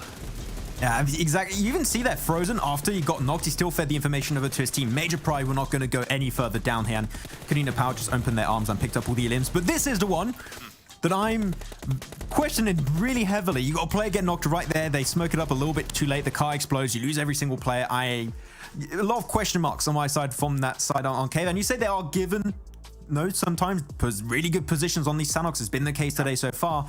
I would still like to see them convert these then given positions in a chicken dinner. They can do it. I think they've proven it already in the past in PMEC, but it was just not meant to be on this one. And the supercar players, I'm going to scratch my head to that one for some time. That was, yeah. Not super well thought out. Just slight adjustments could have maybe made it work out for them to even just get to the next building. But let's take a look at the damage coming in. It's MadBulls once again at the very top here with 2,076 to be able to get themselves 9 eliminations on the board. And again, they don't even make it into top 2, but they're still able to consistently get these points on the board. And I think, again, when you look at the points changes when it comes to placement overall and having this much emphasis on the eliminations, holy moly, MadBulls is just constantly there, ever present, this looming threat across the rest of the lobby here, Max. Before this previous game, there were 13 eliminations ahead of second top fragging team of the lobby. Yep. I think it was the 3rd place team at the time. They're just going to lengthen that lead every time, and they really just adapt into the changes to the point system. I said it a few times already today, but it really goes to show that their quote-unquote bad games are just bad games when it comes to placement points. When it comes to eliminations, they've, I think, rarely had a bad performance so far, and it's been working out so well for them. And I wonder if teams after this, like today or maybe after tomorrow, and they have a break, they are going to look at this and say, okay, if we don't want to be left in the dust by MadBulls, maybe we should try and do something similar and start being a really aggressive team just like MadBulls. And as you said, they're a very versatile team. They can adapt to the situation on a dime, it seems. And I think that other teams could learn from that and just improve pretty significantly if they do so. Well, let's take a look at the predictions here from the talent then as well. For Max, he gets the MUERTE pick. He knocks it out the park. You picked Shockwave. Oh, you did? Oh, okay. Oh, wow. Yes, we did. Now, what is interesting about picking Shockwave here is that I just feel like all of us had the same idea. It was like, okay, they've got so much of that west side open for them, but they were slow to move south from their west position and allow KONINA Power to leapfrog ahead of them. If that doesn't happen, I think this game is very different for Shockwave, but KONINA Power to leapfrog ahead really caused them so many problems here, Max. I think we all looked back, I mean, you guys at least, all looked back on Shockwave's game from yesterday and like, okay, they can be a very sneaky team that in those kind of situations, they can get himself in a really good position, like on that fight versus Game Lord yesterday on the Erangel. But as you said, KONINA Power was in a really good position, and they did not get in that position in time. So yeah, KONINA Power did end up being the death of them, and also they had so many other teams that were in good positions inside the circle. So a little bit unfortunate, but when it comes to the map performance over here on this map, which map is this one? Erangel. This is for Erangel. Okay, yeah, but we can expect the same from MadBulls then. They got 9 limbs on the previous game. The average is 9 on Erangel. They're going to get some more limbs. It's, yeah, that's going to happen, I'm sure. I'm going to be real. That average damage is disgusting compared to the rest of the lobby. That's almost unheard of that a team is doubling every other team here so far. It is a small sample size. MadBulls is very consistent. If they're able to keep this up into the later games of Erangel, though, that's terrifying. So they're really setting a strong precedent here, Max. I feel like a good average for a team typically on long tournaments is about 1,000. So as you said, the fact that they're just doubling that is really insane and just goes to show how far ahead of the competition they are in terms of being aggressive as a whole. So yeah, they've been looking fantastic so far. As we said on the pre-show today, we had our question marks as to how the synergy of the team was going to be working out on this PMPL stage. And I mean, the question has been answered. It's been working out great so far for them. In the scrims, it was working well too. They were able to just build that synergy, build that communication. And now they just feel like the most comfortable team in this PMPL. And if there's any team I would want to send up against S2G in the championship, the current world champions of PUBG Mobile, currently would have to be the MadBulls, because they're just looking like a team that could go up against the Turkish playstyle. I feel like we said that last year around, and then it didn't work out exactly for MadBulls. It was HVVP that were new able MadBulls. Okay, we'll see. We'll see. It's the socials, guys. Get involved as well. If you check out these down below, you can potentially get yourself some nice little goodies, as well as maybe little old Max over here might be picking some people out for now. So quickly taking a look at the overall and seeing how things are going as well. It's MadBulls very much at the top. 56 eliminations going their way here. Only one chicken dinner on the board, but eventually, Max, there's gonna be more chicken dinners on the way. It's destiny. Yeah, for sure. I mean, I don't expect MadBulls to just have one chicken dinner and call it a day. They're going to get way more than that. But man, the fact that GameLord now are the second top fragging team with 48 eliminations over the course of these 2 days, that not expected. I mean, there's a lot of unexpected stuff happening here, Kalaris, right? You had NEXUS had himself great 2 days. GameLord seeming a lot more aggressive than almost the entirety of last season in just 2 days alone. So yeah, it's a bit topsy-turvy when it comes to expectations, but I'm loving it. It's a good comparison to draw. It feels like they've got their mojo back a little bit here for 2023 compared to the end of 2022. But let's head over to the commentator team. One more game here for today as we go to the grassy pastures once again. We are heading to Erangel one more time today for the second helping. 3 of the top 4 teams are sitting out of this one, Blank, which gives MUERTE the opportunity to strike out and maybe put a dent in that lead. Yeah, for sure. I think when you get a lot of these top teams now just removed from the lobby, we always realize that that group was very scary to begin with. I think with the exception of maybe Sly Europe, I think looking at this, it's happy days. MadBulls, obviously, 85, Nexus 81, GameLord at 61, but MUERTE, like you said, this is now a chance for them to make their strikeout performance. So we'll see if they can actually hit that one up in this game. Playing path northeast down to the southwest on Primorsk. We're looking at quite a kind playing path, which is in contrast to what we saw earlier today, Blank, with that hard south cut. Absolutely. I think that, you know, you look at this playing path, it opens up absolutely everything from this side of the map down to here. You know, Nova Apnoia maybe just a little bit more difficult to reach, but MUERTE getting down to Lipovka, very easy for them to head up. And this will give them a little bit more opportunity to potentially move up towards this area of the map, towards Kameshki, maybe even over to Swerny, and then head down towards Box Compound. That is a rotation that's available to them. Equally, they have had very good success circumventing GameLord before. But now, when we look at this on this side of the screen, with GameLord not actually playing, this is going to give them supreme amount of space to play on this eastern side of the map, allowing them to do things that perhaps they weren't able to do in other games. And you can already see, just by the way the Discrim is currently playing, he's very far out of the way. They realize that Yasnaya is completely open. They can do what the hell they want with this, but with this circle, it is going to be a beeline down this way to hold out MUERTE. Oh, wow, this is This is a very, very hard shift on the circle. You're right, that rotation going to be linked on up. Discrim was dropping for that vehicle near VIRTUS.PRO, which is going to take their rotation a little bit, wind out the sails there and give them a little bit less maneuverability. Is he going further into VIRTUS.PRO's position near shelter? Maybe he's trying to get a pick and then escape. Could be pretty valuable if he's able to get it. I think hearing potential players around shelter side, Discrim providing that information back is more important than you might think.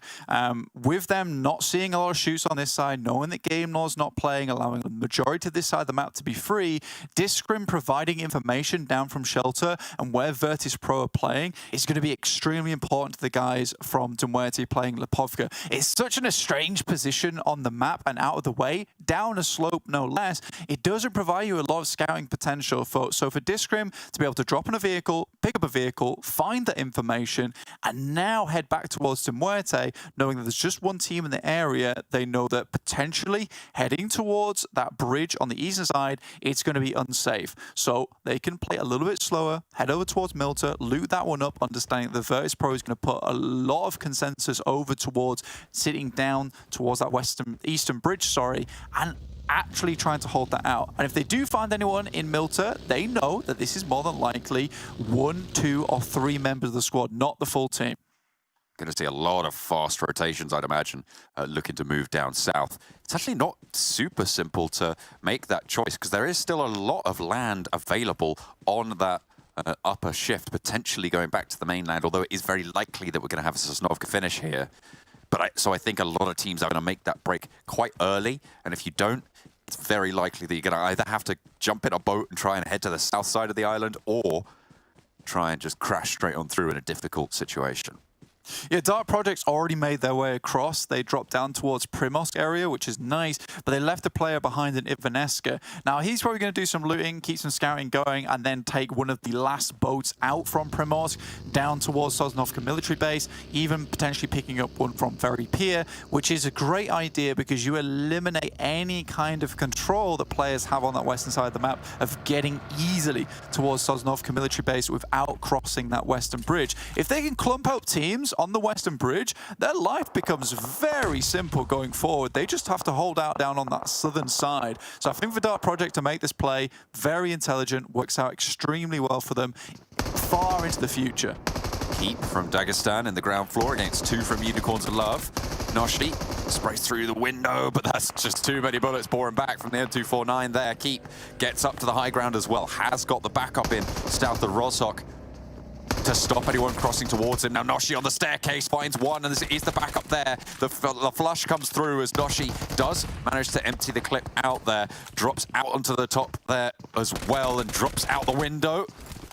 Doesn't manage to get the second spray and actually might stick the res here onto Beast. 4 nades in hand there.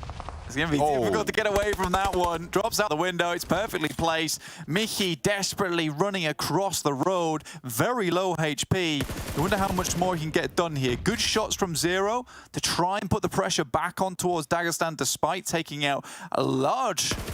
a pretty important player on the team of Unicorns of Love. Mickey will bring Noshi back into the fold, but now Dagestan's kind of locked down in this building. Their one saving grace is having that player out on in the distance to help them out, provide a backstop, but another great nade. And that is where picking up all those grenades of 4 has become super useful in this early game.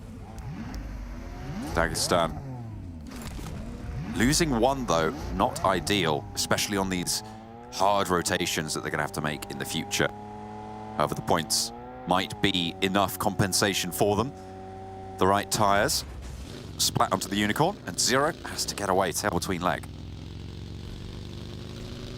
Yeah, Unicorns will start this game off very poorly, which won't do well for their standings. We're thinking maybe something could have happened for Unicorns of Love, but in their second day, down to 38 points in 9th place. It's respectable by any stretch, but there are so many teams in this area with such similar point score totals. 6th place is 44, then you look all the way down to 14th place being 30 points. There really isn't that much of a difference between all these teams, only 14 points. It's when you start looking towards the top of the tables where you jump up by 11 up towards Game Lord with 61 points and 71 with MUERTE, up to Nexus Gaming 81 and MadBulls at 85. So almost a 10-point jump up every single time you go from 5th to 4th to 3rd to 2nd to 1st. So all these points are getting funneled towards the top of the lobby currently. That is not something that will last as we head throughout the season, or at least we don't think it will. But right now, it does help to get a bunch of these points early on. Yeah, in general, you won't see that group of 4 be able to strike out for too long. Normally, it's either 1 or 2 right at the top, so that lead might extend at the top, but the rest of it should flatten out over the course of this tournament. I'm imagining the bottom side of the tables as well will start to drop off, because, as you said, it's not only that it's being funneled towards the top, it's that it's such a flat line for so much of this table. And that will also start to go away. So the percentage of points at the bottom of the table will drop, which means that more can go into that mid-pack. Ivaneska finally makes his move from Primos, waiting a long time in that blue to ensure no one else came for any of those vehicles or any of those abilities to get across the water itself in the boat. So a long, drawn-out and patient play from Ivaneska. But the rest of Dark Project know that there's no one else to challenge them on this southern side, so they're very happy to sit with 3, try and collect as much information as possible with a 2-2 split down here now that Ivaneska has regrouped. So a really smart player, and one that I've definitely admire coming through from Dark Project, because we have seen this team. We said a lot about how they're this aggressive team that's very good at crashes. They take it to some of the top teams in the lobby, even going one-on-one versus MadBulls at a very acceptable scale. But even more than that, they're an intelligent team. They make smart rotations. This is the beginning of greatness, I think, for Dark Project. See if they can continue to expound on their success so far. Gladiators seemingly having some success of their own against Excuse Me, and that's all the way over by Ruins out in the blue zone. That is again a devilish shift. About, I want to say this is about a 25% playable circle right now, maybe 30% if you're generous. Yeah, we are crushing a lot of players into a tiny circle in terms of landmass. Major Pride would love to instantly move their way back across over towards Nova Rep Neuer. Again, it's not a position that provides you a huge amount of safety though, as there's a lot of places to hold in, and already this play coming through from Dark Project is in effect. You see this, all these players have to flow through that western bridge, over these ridge sides. There's going to be casualties, there's going to be teams broken up in the process. Yes, Dark Project won't get any eliminations for it, but in their mind, it's going to assist them into the future. They can really push into a strong position now ahead of anyone else. If we look at this, there is currently only 4 teams within the circle as of yet. At this stage of the game, as Circle 3 starts to close in, this is really important. Cave managed to pick up the elimination point there. Influence scouring for the meds. Level 1 vest, but level 3 helmet there, so that should be a nice little peak opportunity. First aid starting to tick on through, but doesn't really have too much more to work with, so make sure you stim up before you get on the bike, heal as you go. We've got a long way to trek through as well. This is a very, very hard path ahead of them. MUERTE start to strike out. They went to Novo early after their drop in the Povka. And they were able to now leverage moving even further south on this position. Dark Project, they're down to 2 active after the knock from Milky Way. The M249 seeing a little bit of play so far in this Erangel. For Dark Project, they made all the right decisions on that western side. They even pushed around and through, picked a compound that they thought no one would be in as of yet with the amount of teams that had to move through that position on the eastern side. But what they didn't factor in was just how free all that space was for MUERTE on the eastern side of the map. Lipovka, no one was there. No one was down towards Milta Power either, with Nexus not playing in this game. So for MUERTE to get towards this position so quickly is not a massive stretch, honestly, to think, but it's just something that Dark Project didn't consider coming into this game, and they suffered because of it, even though what I would say they made some of the smartest decisions in the early game, but they did not set themselves up for the success by not assuming there was a team already here. This is Zone 2 moving into 3, which means that these reses are possible, assuming they have the meds to support it. The res onto Tixi. Probably going to be a little bit easier than the one onto Meku, as that is out in the sticks. Look at them moving immediately to try and go for this one. Endorphin also wants to sweep this one away, grab that point, get revenge for Piper, who went down on that bridge early. Nades pouring over the top as well, over towards the Gladiators position, as Goat wants to try and keep the Gladiators out of it. Endorphin, unfortunately, though, knocked in the meantime. Kitsune wanted to go for some heals. A nade over from Alpha as well. Pops a little bit too high and short there. Not going to get the damage necessary. Endorphin moves up, but Meku has been flushed out. Now the Gladiators need to move forwards. 3 of their players actually in this vehicle. All of them just going all for broke, swapping side to side and trying not to get spun out, as REI from the top rope not quite able to stop them from getting away with this one, but they still have so far to go and not many meds to do it with. Yeah, for Gladiators, this was a Hail Mary attempt, right? It was a case of this is becoming very, very flustered over in this area, so we just have to dip out, try and get as far as we possibly can. And Kitsune in the back, slowly bleeding out. It's still possible to get a little bit further into this game. Now, Novorapnoya still in, but more water in this one as it's again crunches down over towards this eastern side. There's even a tiny little bit of landmass from the bottom of MUERTE Power still in this one that Doom probably quite happy to see. We're seeing about 30 to 40% playable landmass here. And you're probably only going to be able to fit about 6 teams in this next phase, so he's going to have to crunch down something awful. Although a lot of teams can shred themselves, so potentially be playing with duos with solos as well, so might be able to squeak a couple more in, but that bridge is still hotly contested. Gladiators just about getting on that western edge. Goat as well behind them. Managed to pick up the pieces with 3.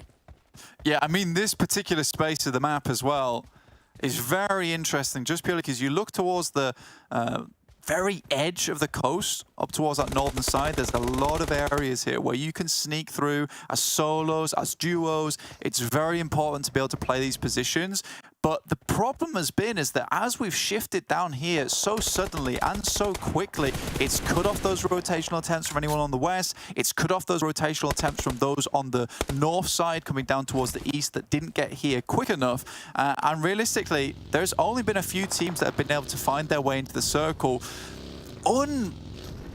unharmed, honestly, because you got Shockwave, Major Pride, VIRTUS.PRO and MUERTE. All these teams here were here almost immediately from positions on the map where they knew they could get in. Major Pride dropping in Novo, Shockwave making a very, very quick move down this way. MUERTE, with the free reign they had on the eastern side, realized they had to move instantaneously. And VIRTUS.PRO, who were in shelter, slightly ahead of MUERTE, moved in.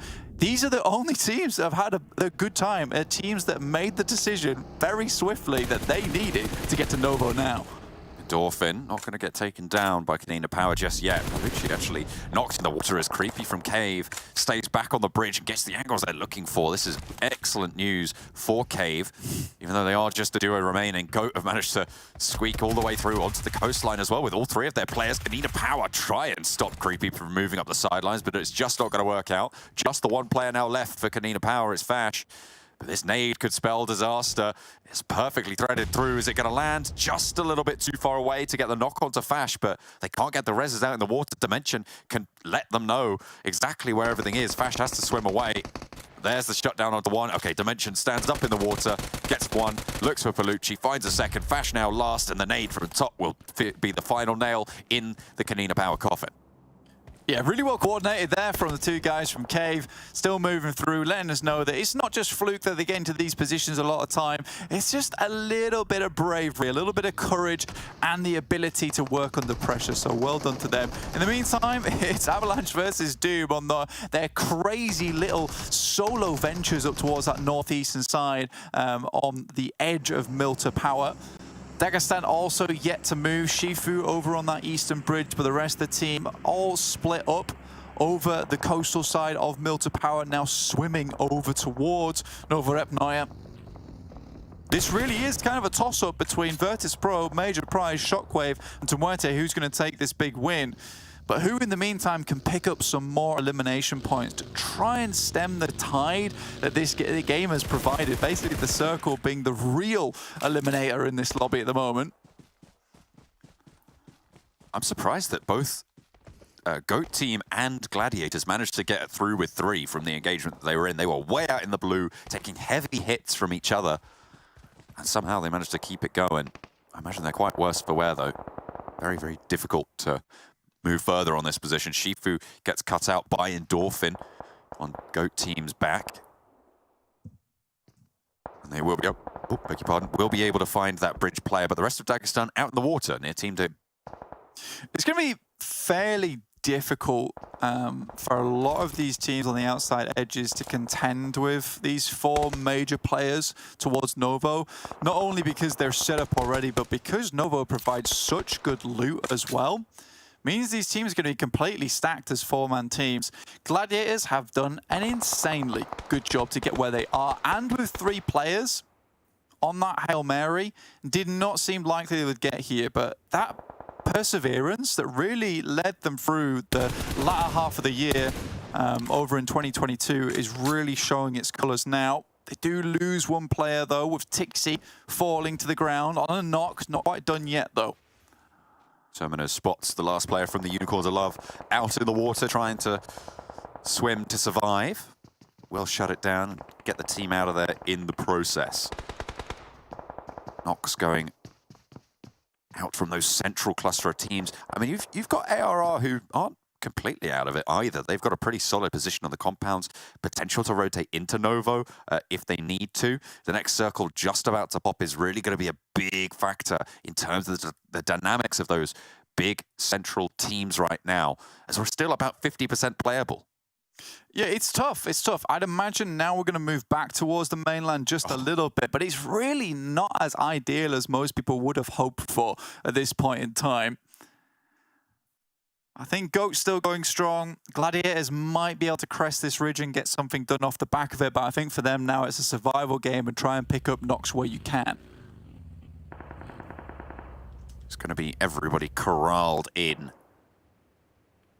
as close as possible. Shockwave on the outskirts there, and actually Muerte sending Happy around. Aza very close by. Is he going to be able to get up to land there before Aza is? I think he is. And that means that Shockwave no longer have the spit, but they have the information. And Terminus executes on that one perfectly. Can swim back, do have the cover. Aza can't really afford to step up onto that one because they know that Muerte are going to be looking out that way and should know that there's a player there. In fact, actually, he might go for it, but yeah, there's the volley immediately as soon as he even thinks about it. Muerte shut that down faster than he thought of it. Doom out in the water. Dagestan still the last team swimming. Interesting. Shockwave for Maxman. I do like the position on this northern coast, and they can play from it. I think he went for VIRTUS.PRO, quite centrally packed into Novo. Me and Kalaris going for Major Pride, favouring that high ground over everything.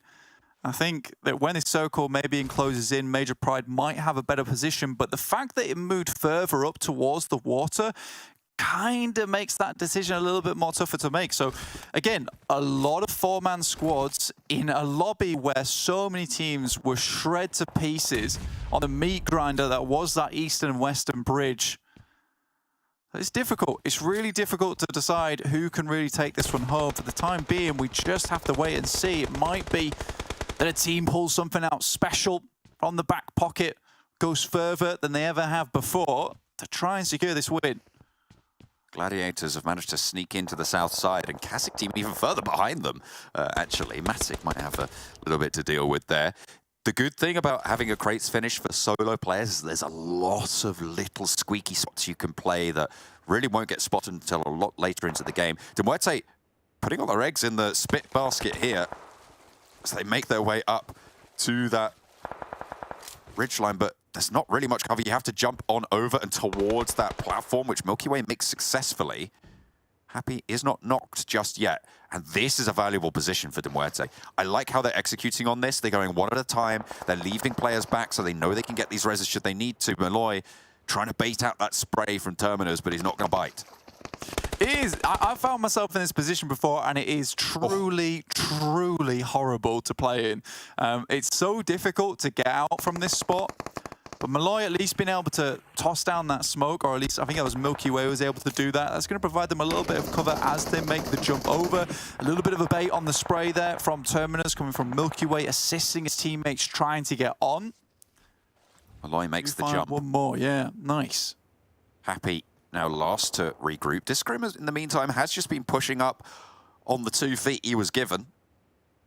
And that is a really, again, not a decisive shift. It cuts MUERTE out, so it means that their line is going to be a little bit harder, keeps VP in a central, keeps that high ground from Major Pride in as well. Happy J makes that jump and lands it. Discrim, though, cut down by Terminus on the angle. Milky Way looks to move up to back it through, and back into the crate he goes. Terminus, nade in hand, did get spotted, but neither player really going for too much. They're happy. Wants that cross. Asa is still very, very close by, and we'll be able to report all of these footsteps back to the team.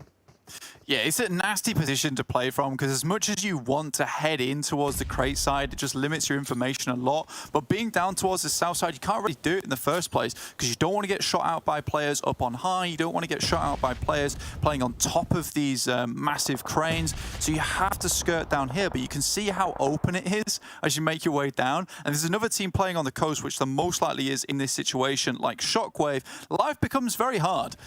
So I think for MUERTE, making it through this feels almost like a gauntlet out of hell, where SHOCKWAVE is only making it worse, prodding and poking with hot tongs.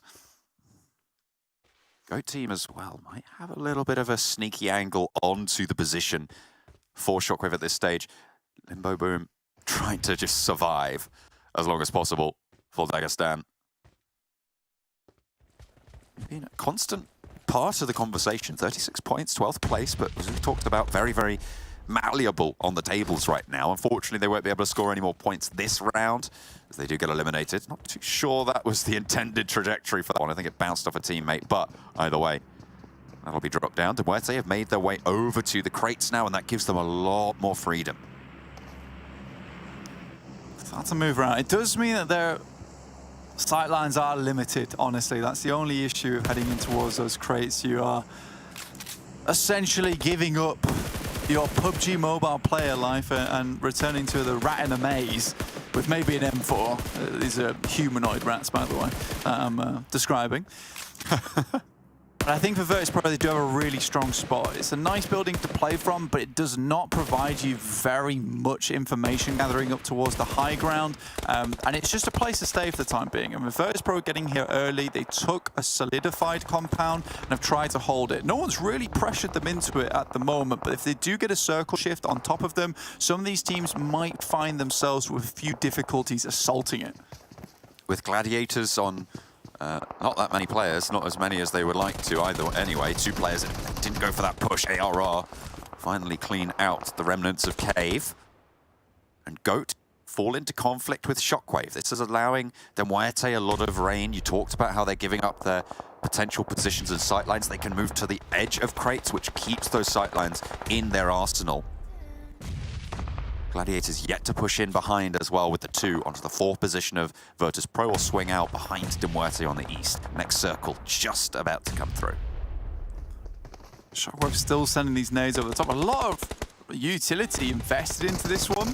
In the meantime, it's MUERTE from behind actually taking shots over towards SHOCKWAVE, which is making things much harder because they're essentially just pushing them forward into this position that Goat's holding, and now SHOCKWAVE is in a really tricky position, not able to find those quick reflexive shots over towards MUERTE earlier as they jumped from the pier on towards that little platform has really caused problems, and that will be SHOCKWAVE going down. Now the circle does center up towards VIRTUS.PRO, and it's really now a chance for them to bring things forward. Major Pride have not been anything towards this circle so far. Not really made much of a sound, not much of a squeak, but now they do have to deal with AAR, who will be running across this open ground, and they have to make good effect of this. If they can clear them out, they have a lot of positions to play on this western side, and they can remain as that sole contender.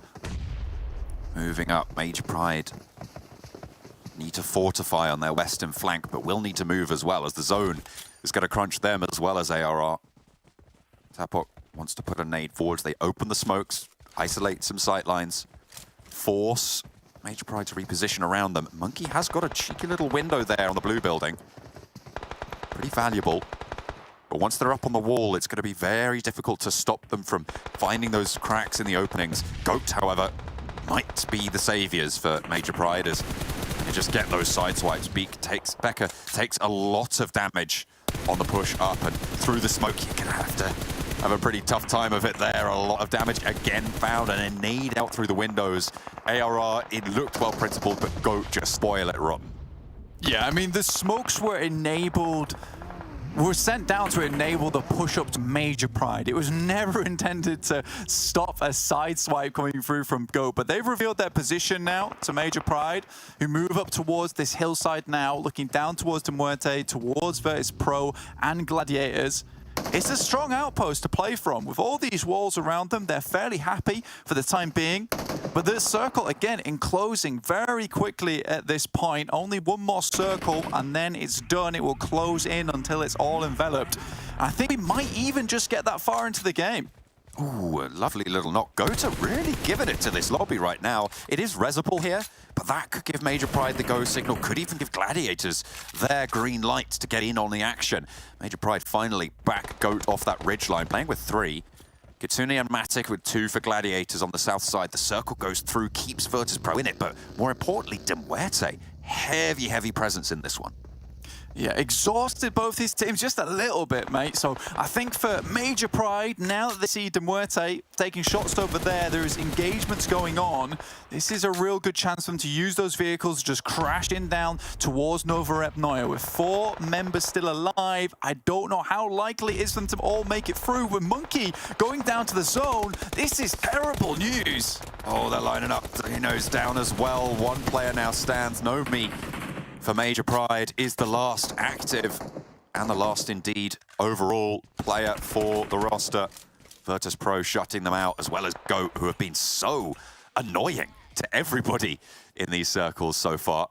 7 eliminations, they've got a lot to show for it. Nomi, yeah, he's going to be backed off. That is Major Pride down and out. No punches left. GOAT have played this position marvelously, and to say the least, they've come from a spot in the circle over on that western edge. They lived that one out. They took it to Gladiators, then they moved through. It has not been an easy journey for GOAT whatsoever, yet took a really dominant position on this little hillside on the north edge of Nova Rep Noia. I mentioned it earlier, this is where these kind of positions become extremely important. So 4 teams remain. Gladiators with only 2 players, GOAT with 3, but despite all that, still looking very strong, although their resources are dwindling at this point in time. Yeah, you can see those health bars. You see those health bars on the back line for GOAT. They're all in that salmon pink area, which is not where you want to be, Blake. Not at all. And there's really no opportunity for them to head out and pick up any of this loot. We're in stage 9, though. This is where the circle will just continue to enclose until there's nothing left. GOAT try and make their move out. Only Ray remaining. And that's it. It will be done with MUERTE picking up a couple more eliminations for their troubles. 10 now for them found. A very good push from their side to get out into this position. Really well done. Now they have to contend with VIRTUS.PRO. Very cold, on the other hand. Haven't done too much. Haven't taken too many shots. For MUERTE, they have been fighting through thick and thin to find this position now. I'm pretty sure that eventually VIRTUS.PRO will be caught in this horribly claustrophobic scenario where they'll have to leave this building, and it will have to be done hastily. The center of the circle isn't really super in favor of either of them, though. So MUERTE also going to have to leave. That's brilliant. That's a big nade coming through from Folly on VIRTUS.PRO to isolate an off angle for MUERTE and keep them out of the mix, but Milky Way lines up an answer over onto Purple, and that is not resable there. The zone will crunch on in, and Discrim might even be able to get Happy back to the feet, but Gladiators, a massive wild card here in this engagement. Milky Way wants a little bit more. Happy J, I think that was a flush over onto the backlines for VIRTUS.PRO.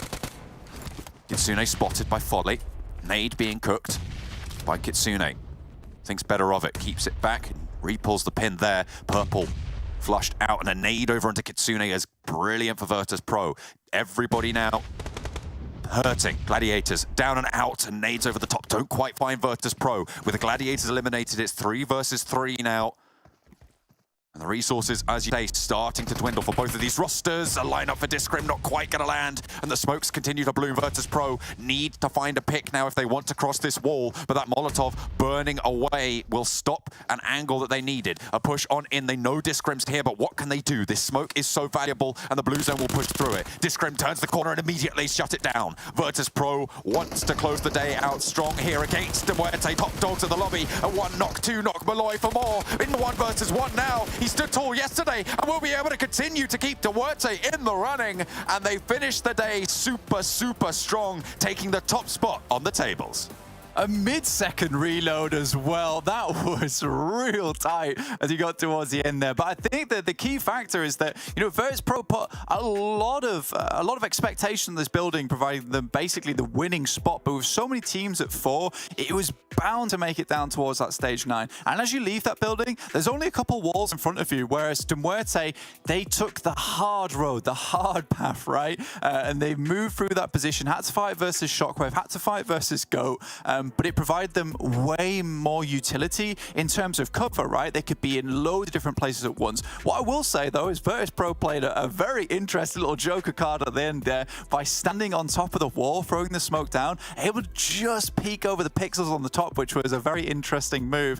Fortunately for MUERTE, Malloy was on point today and was able to clutch it out once again. Yeah, absolutely. A brutal player for MUERTE. Gets the points, gets it done. A nade could have changed the whole thing, but it was not to be in the last game of the day on Erangel. It's MUERTE once again. That's it. It's been a big day for them here as MUERTE destroy. They get themselves another win on the board to round things out for day number 2. And you know who else destroys? It's Monster Energy here. If you want to stay fresh, ready to go, you're going to be able to destroy with Monster Energy in any game that you're playing. So pick up a Monster today, and thank you for them for joining us here for PMPL. Maxman, let's talk about the destroyers MUERTE. What do you think? What do you de-think? I do think MUERTE's had a fantastic day today. Another massive game 2 times in a row. They gave himself the back-to-back cheeky dinnies over here. Gave himself that Sanhok game, and of course the cheeky dinnies. I don't know. But yeah, gives. What? Yummy, yummy. Go on. Yeah, oh, okay. But yeah, 24 points on the board this time around. And really what they were doing the entire time is just, they were part of the few teams that were having to swim their way through. So it was not the easiest game instantly that's going to be coming their way, but they just hold on to the ridgeline. The moment they eliminate SHOCKWAVE, they just create so much more space for themselves. And also when they eliminate GOAT, then they're the only team that's going to be hugging that coastal line. And when you know there's no teams behind you, it's so much easier to transition inside of Nova and to just have a better scope of what's going to be happening there. So yeah, I got to say, MUERTE gave himself a great day. Malloy was popping off yesterday, gave himself a lot of good points in, and hear the entire team step up at the end of these games. I'm impressed. I was shocked that we had the Novo ending the way we did here. SHOCKWAVE was shocked themselves here on the coast, eventually being taken out, but they were trying to farm anybody that was coming in from the oceans. I was calling Mr. Terminus Poseidon himself, as he was able to rule the ocean and take out anybody that was coming along. But here's MUERTE. They are absolute stars for today. I mean, we saw that we already spoke about them at the start of the day here, Max, considering that they were top 3, and now they're putting in even more work. This is really boding well for their campaign. Yeah, just before this game, they were still in the top 3 position. They were just, I think, 10 points behind Nexus Gaming. That's been a little bit more silent towards the end of the day. So chances are they're going to be in 2nd place. Actually, maybe even... Actually, let me count. They might be tied up with MadBulls, actually, before that game, because they're on 85 and they gave themselves 14. Oh, that's possible, actually. You might have a new 1st place team after that. So MUERTE able to just challenge with the top of the lobby. Really great stuff from that team. But towards the bottom, though, towards the bottom, they were not really at the bottom. A team that has been doing good this game was actually at the side of Major Pride. That you talked about their position, Kalaris, being great and how they executed it. Yeah, I sort of was hoping that they'd be able to make more of it, considering it for about 4 circles in this game. It's the best compound in the circle. You've got such a good overlook of Novo for a while. The only problem is, once the circle goes away from you, the transition away from it is kind of difficult, and getting into Novo is nigh on impossible, and that's unfortunately why it falls away for Major Pride here. As you can see, Nomi with the 2 grenade eliminations. That was against ARR that were coming in from that south side. I was surprised that they didn't move as aggressively, ARR, on to Major Pride's position, because once you've thrown down the smokes, you want to get up in their face straight away as fast as possible. if you lie down where they lie down, you're totally open to GOAT and you're instantly decimated. So not exactly the easiest spot for ARR. I think it was Endorphin that just got the angle and he just got 2 knocks almost instantly. The moment you stop going for the rotation and the smokes are going to start dissipating, you're pretty much just done. So you got to stay on the move, make it to that side. Even if you make it, I don't think they were going to survive it, but they're just not making it easier for themselves. So a little bit unfortunate on their end. But I got to say, though, GOAT has been really good when it comes to third-partying the situations throughout yesterday and today also. They did so, I think, today on Shockwave in that previous game and also did that fight versus the side of ARR. But yeah, GOAT has been getting himself some decent points in. I think Piper was the one of the top fraggers of yesterday. A little bit more silent today, but still some decent points coming in. As long as you're in the top 16 to make in the finals, you know that is all you're aiming for. It's not that hard. So as long as you're not at the bottom of the barrel, GOAT team seem like they'll be okay. Let's check off some boxes on our scorecard as well and see what's happened here throughout the day, because we've, of course, had our 5 winners doing all right for themselves, as Cave started things off on Sanhok, chilling out in the little compound for a while. But then as we rounded out the day, we saw that Gladiators is bouncing back and MUERTE as strong as before here. So I got to say, again, looking across the 2 days, it's hard to argue with the fact that MUERTE, alongside MadBulls especially, both of these been looking really good. NEXUS with still 3 wins on the board, Max. Exactly, that third chicken dinner going to be happening here throughout the tournament in only 2 days. Not what we were really expecting from them, but I'm happy to see one of the OG teams of Eastern Stars, even though the NEXUS Gaming performing well. But yeah, Gladiators, I hope I'm not going to see comments of people saying, oh, where's Gladiators? They're doing bad. No, they're actually, they're getting back up to that rhythm we were initially expecting. They're still playing that edge-focused playstyle. They played a little bit center, I think, on that first Erangel at the start of the day, but they're still just playing that edge playstyle, and they sweeped really hard on Miramar. So they seem like they're slowly getting back to that comfort zone we know Gladiators for. And I've just got word that we're going to take a look at the MVP in a moment, but we have to figure out who we might think. I'm going to go first. I'm going to go Discrim, actually, here for MUERTE. Were you? Okay. So we're in agreement. Let's see what happens then. Who is going to be the MVP for today? Zerich! We I doubted Zerich. That's on us, really, man. We should never go against it. I mean, he was the first name that kind of jumped to my mind, but then I was like, but MUERTE has done really well throughout the day. Maybe it's leaning over to them. But Zerich, as you say, you can't argue with it. They started off strong, and they're ever present in these top 3, top 4 scenarios in every game. Almost 3,000 damage, gave himself 9 eliminations. When you're looking at his performance from yesterday, he gave himself 8 eliminations yesterday, 1,700 damage. He almost doubled his damage that he did yesterday, and yesterday was a fantastic day 1 opening day for the entirety of the team, and especially for Zerich. So yeah, I mean, Effect and Zerich are a great duo, but it seems like the setup around Zerich is just so strong going into this, and we were not sure if that synergy was going to work out, but Zerich seems to always be in a situation where he can have that effect and is just enabled in the first place. And when you have the setup for players such as Zerich, you can't really stop him. Imagine that. It's as if that kind of role has moved on from Effect now to Zerich, and he's really performing very, very well with it. And yeah, you can't really argue with the numbers he's been able to put out. He is making a claim already for being the overall MVP if this continues on throughout the tournament. So let's take a look at those overall rankings here, as MUERTE 10 points ahead of MadBulls with 3 chicken dinners on the board. And it really does speak to, again, their consistency, Max, that they've got 3 chicken dinners, similar to NEXUS, but they're still that 14 points ahead of them. Exactly, and their fragging power has just been looking so good at the end of the day for all of these top teams when you're looking at it. Except for NEXUS Gaming, that was a little bit of an even split. I mean, it comes to down to the point of they get these chicken dinners. Sometimes they get like 16th place. It does happen every once in a while, so it does even out. But yeah, GameLord also really good split of eliminations, really elimination focused. Like to see a bit more placements, but as we slide down a little bit further, still some teams you like to see up there. I'm still going to focus on Dagestan 77. I know this team can do more. They're just taking their time to get up there. Yep, definitely. As we see mid-table, Major Pride, KONINA Power, as we look at the bottom, Avalanche, KASIK team, and Team Doom. Unfortunate, really not got too much on the board for them so far. For KASIK team, I feel like they just keep going out too early. I mean, it's exemplified by the fact that they've got themselves 0 placement points so far across 8 games here, Max. They really need to tighten those bolts and get themselves in a more stable position throughout these games. And I'm looking especially at Excuse Me. It feels like Excuse Me on almost every battleground except for Erangel. They have hot drops. They have hot drops on, of course, your Picados. They have a hot drop in Boot Camp. I think it's with Game Lord, which, of course, they won that fight earlier, but you're still losing a player or losing time to potentially loot and resources. So the hot drops are not really worth it in these tournaments. I would like to see Excuse Me stop them because I saw so many teams not make it to like finals or even championships because of this exact situation happening. So yeah, shut it down right now and you'll be able to climb back up the rankings. Shut it down, Max. Shut it. Okay, no, let's take a look now at our predictions. I want to shut this bit down because I like it. Are the sands of time changing? Is the tide changing, Max? Because you're in number 1. Oh.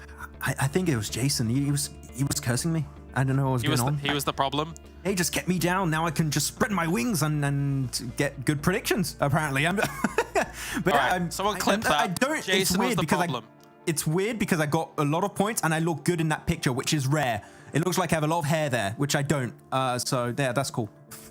You're pointing very aggressively. I think it was taken from PMWI, correct? That picture? Yes, that was PMWI. Yeah. Yeah. There you go. There you go. All right. Well, thank you very much, ladies and gentlemen, for tuning in today. That is it. However, with our show finishing, don't forget there is also more PUBG Mobile action to watch as well, as the Turkish region is ongoing as we're finishing up here. So go and watch that. That's going to be good stuff as well. Let's take a look at what happened here today, and we'll see you tomorrow for more PUBG Mobile action.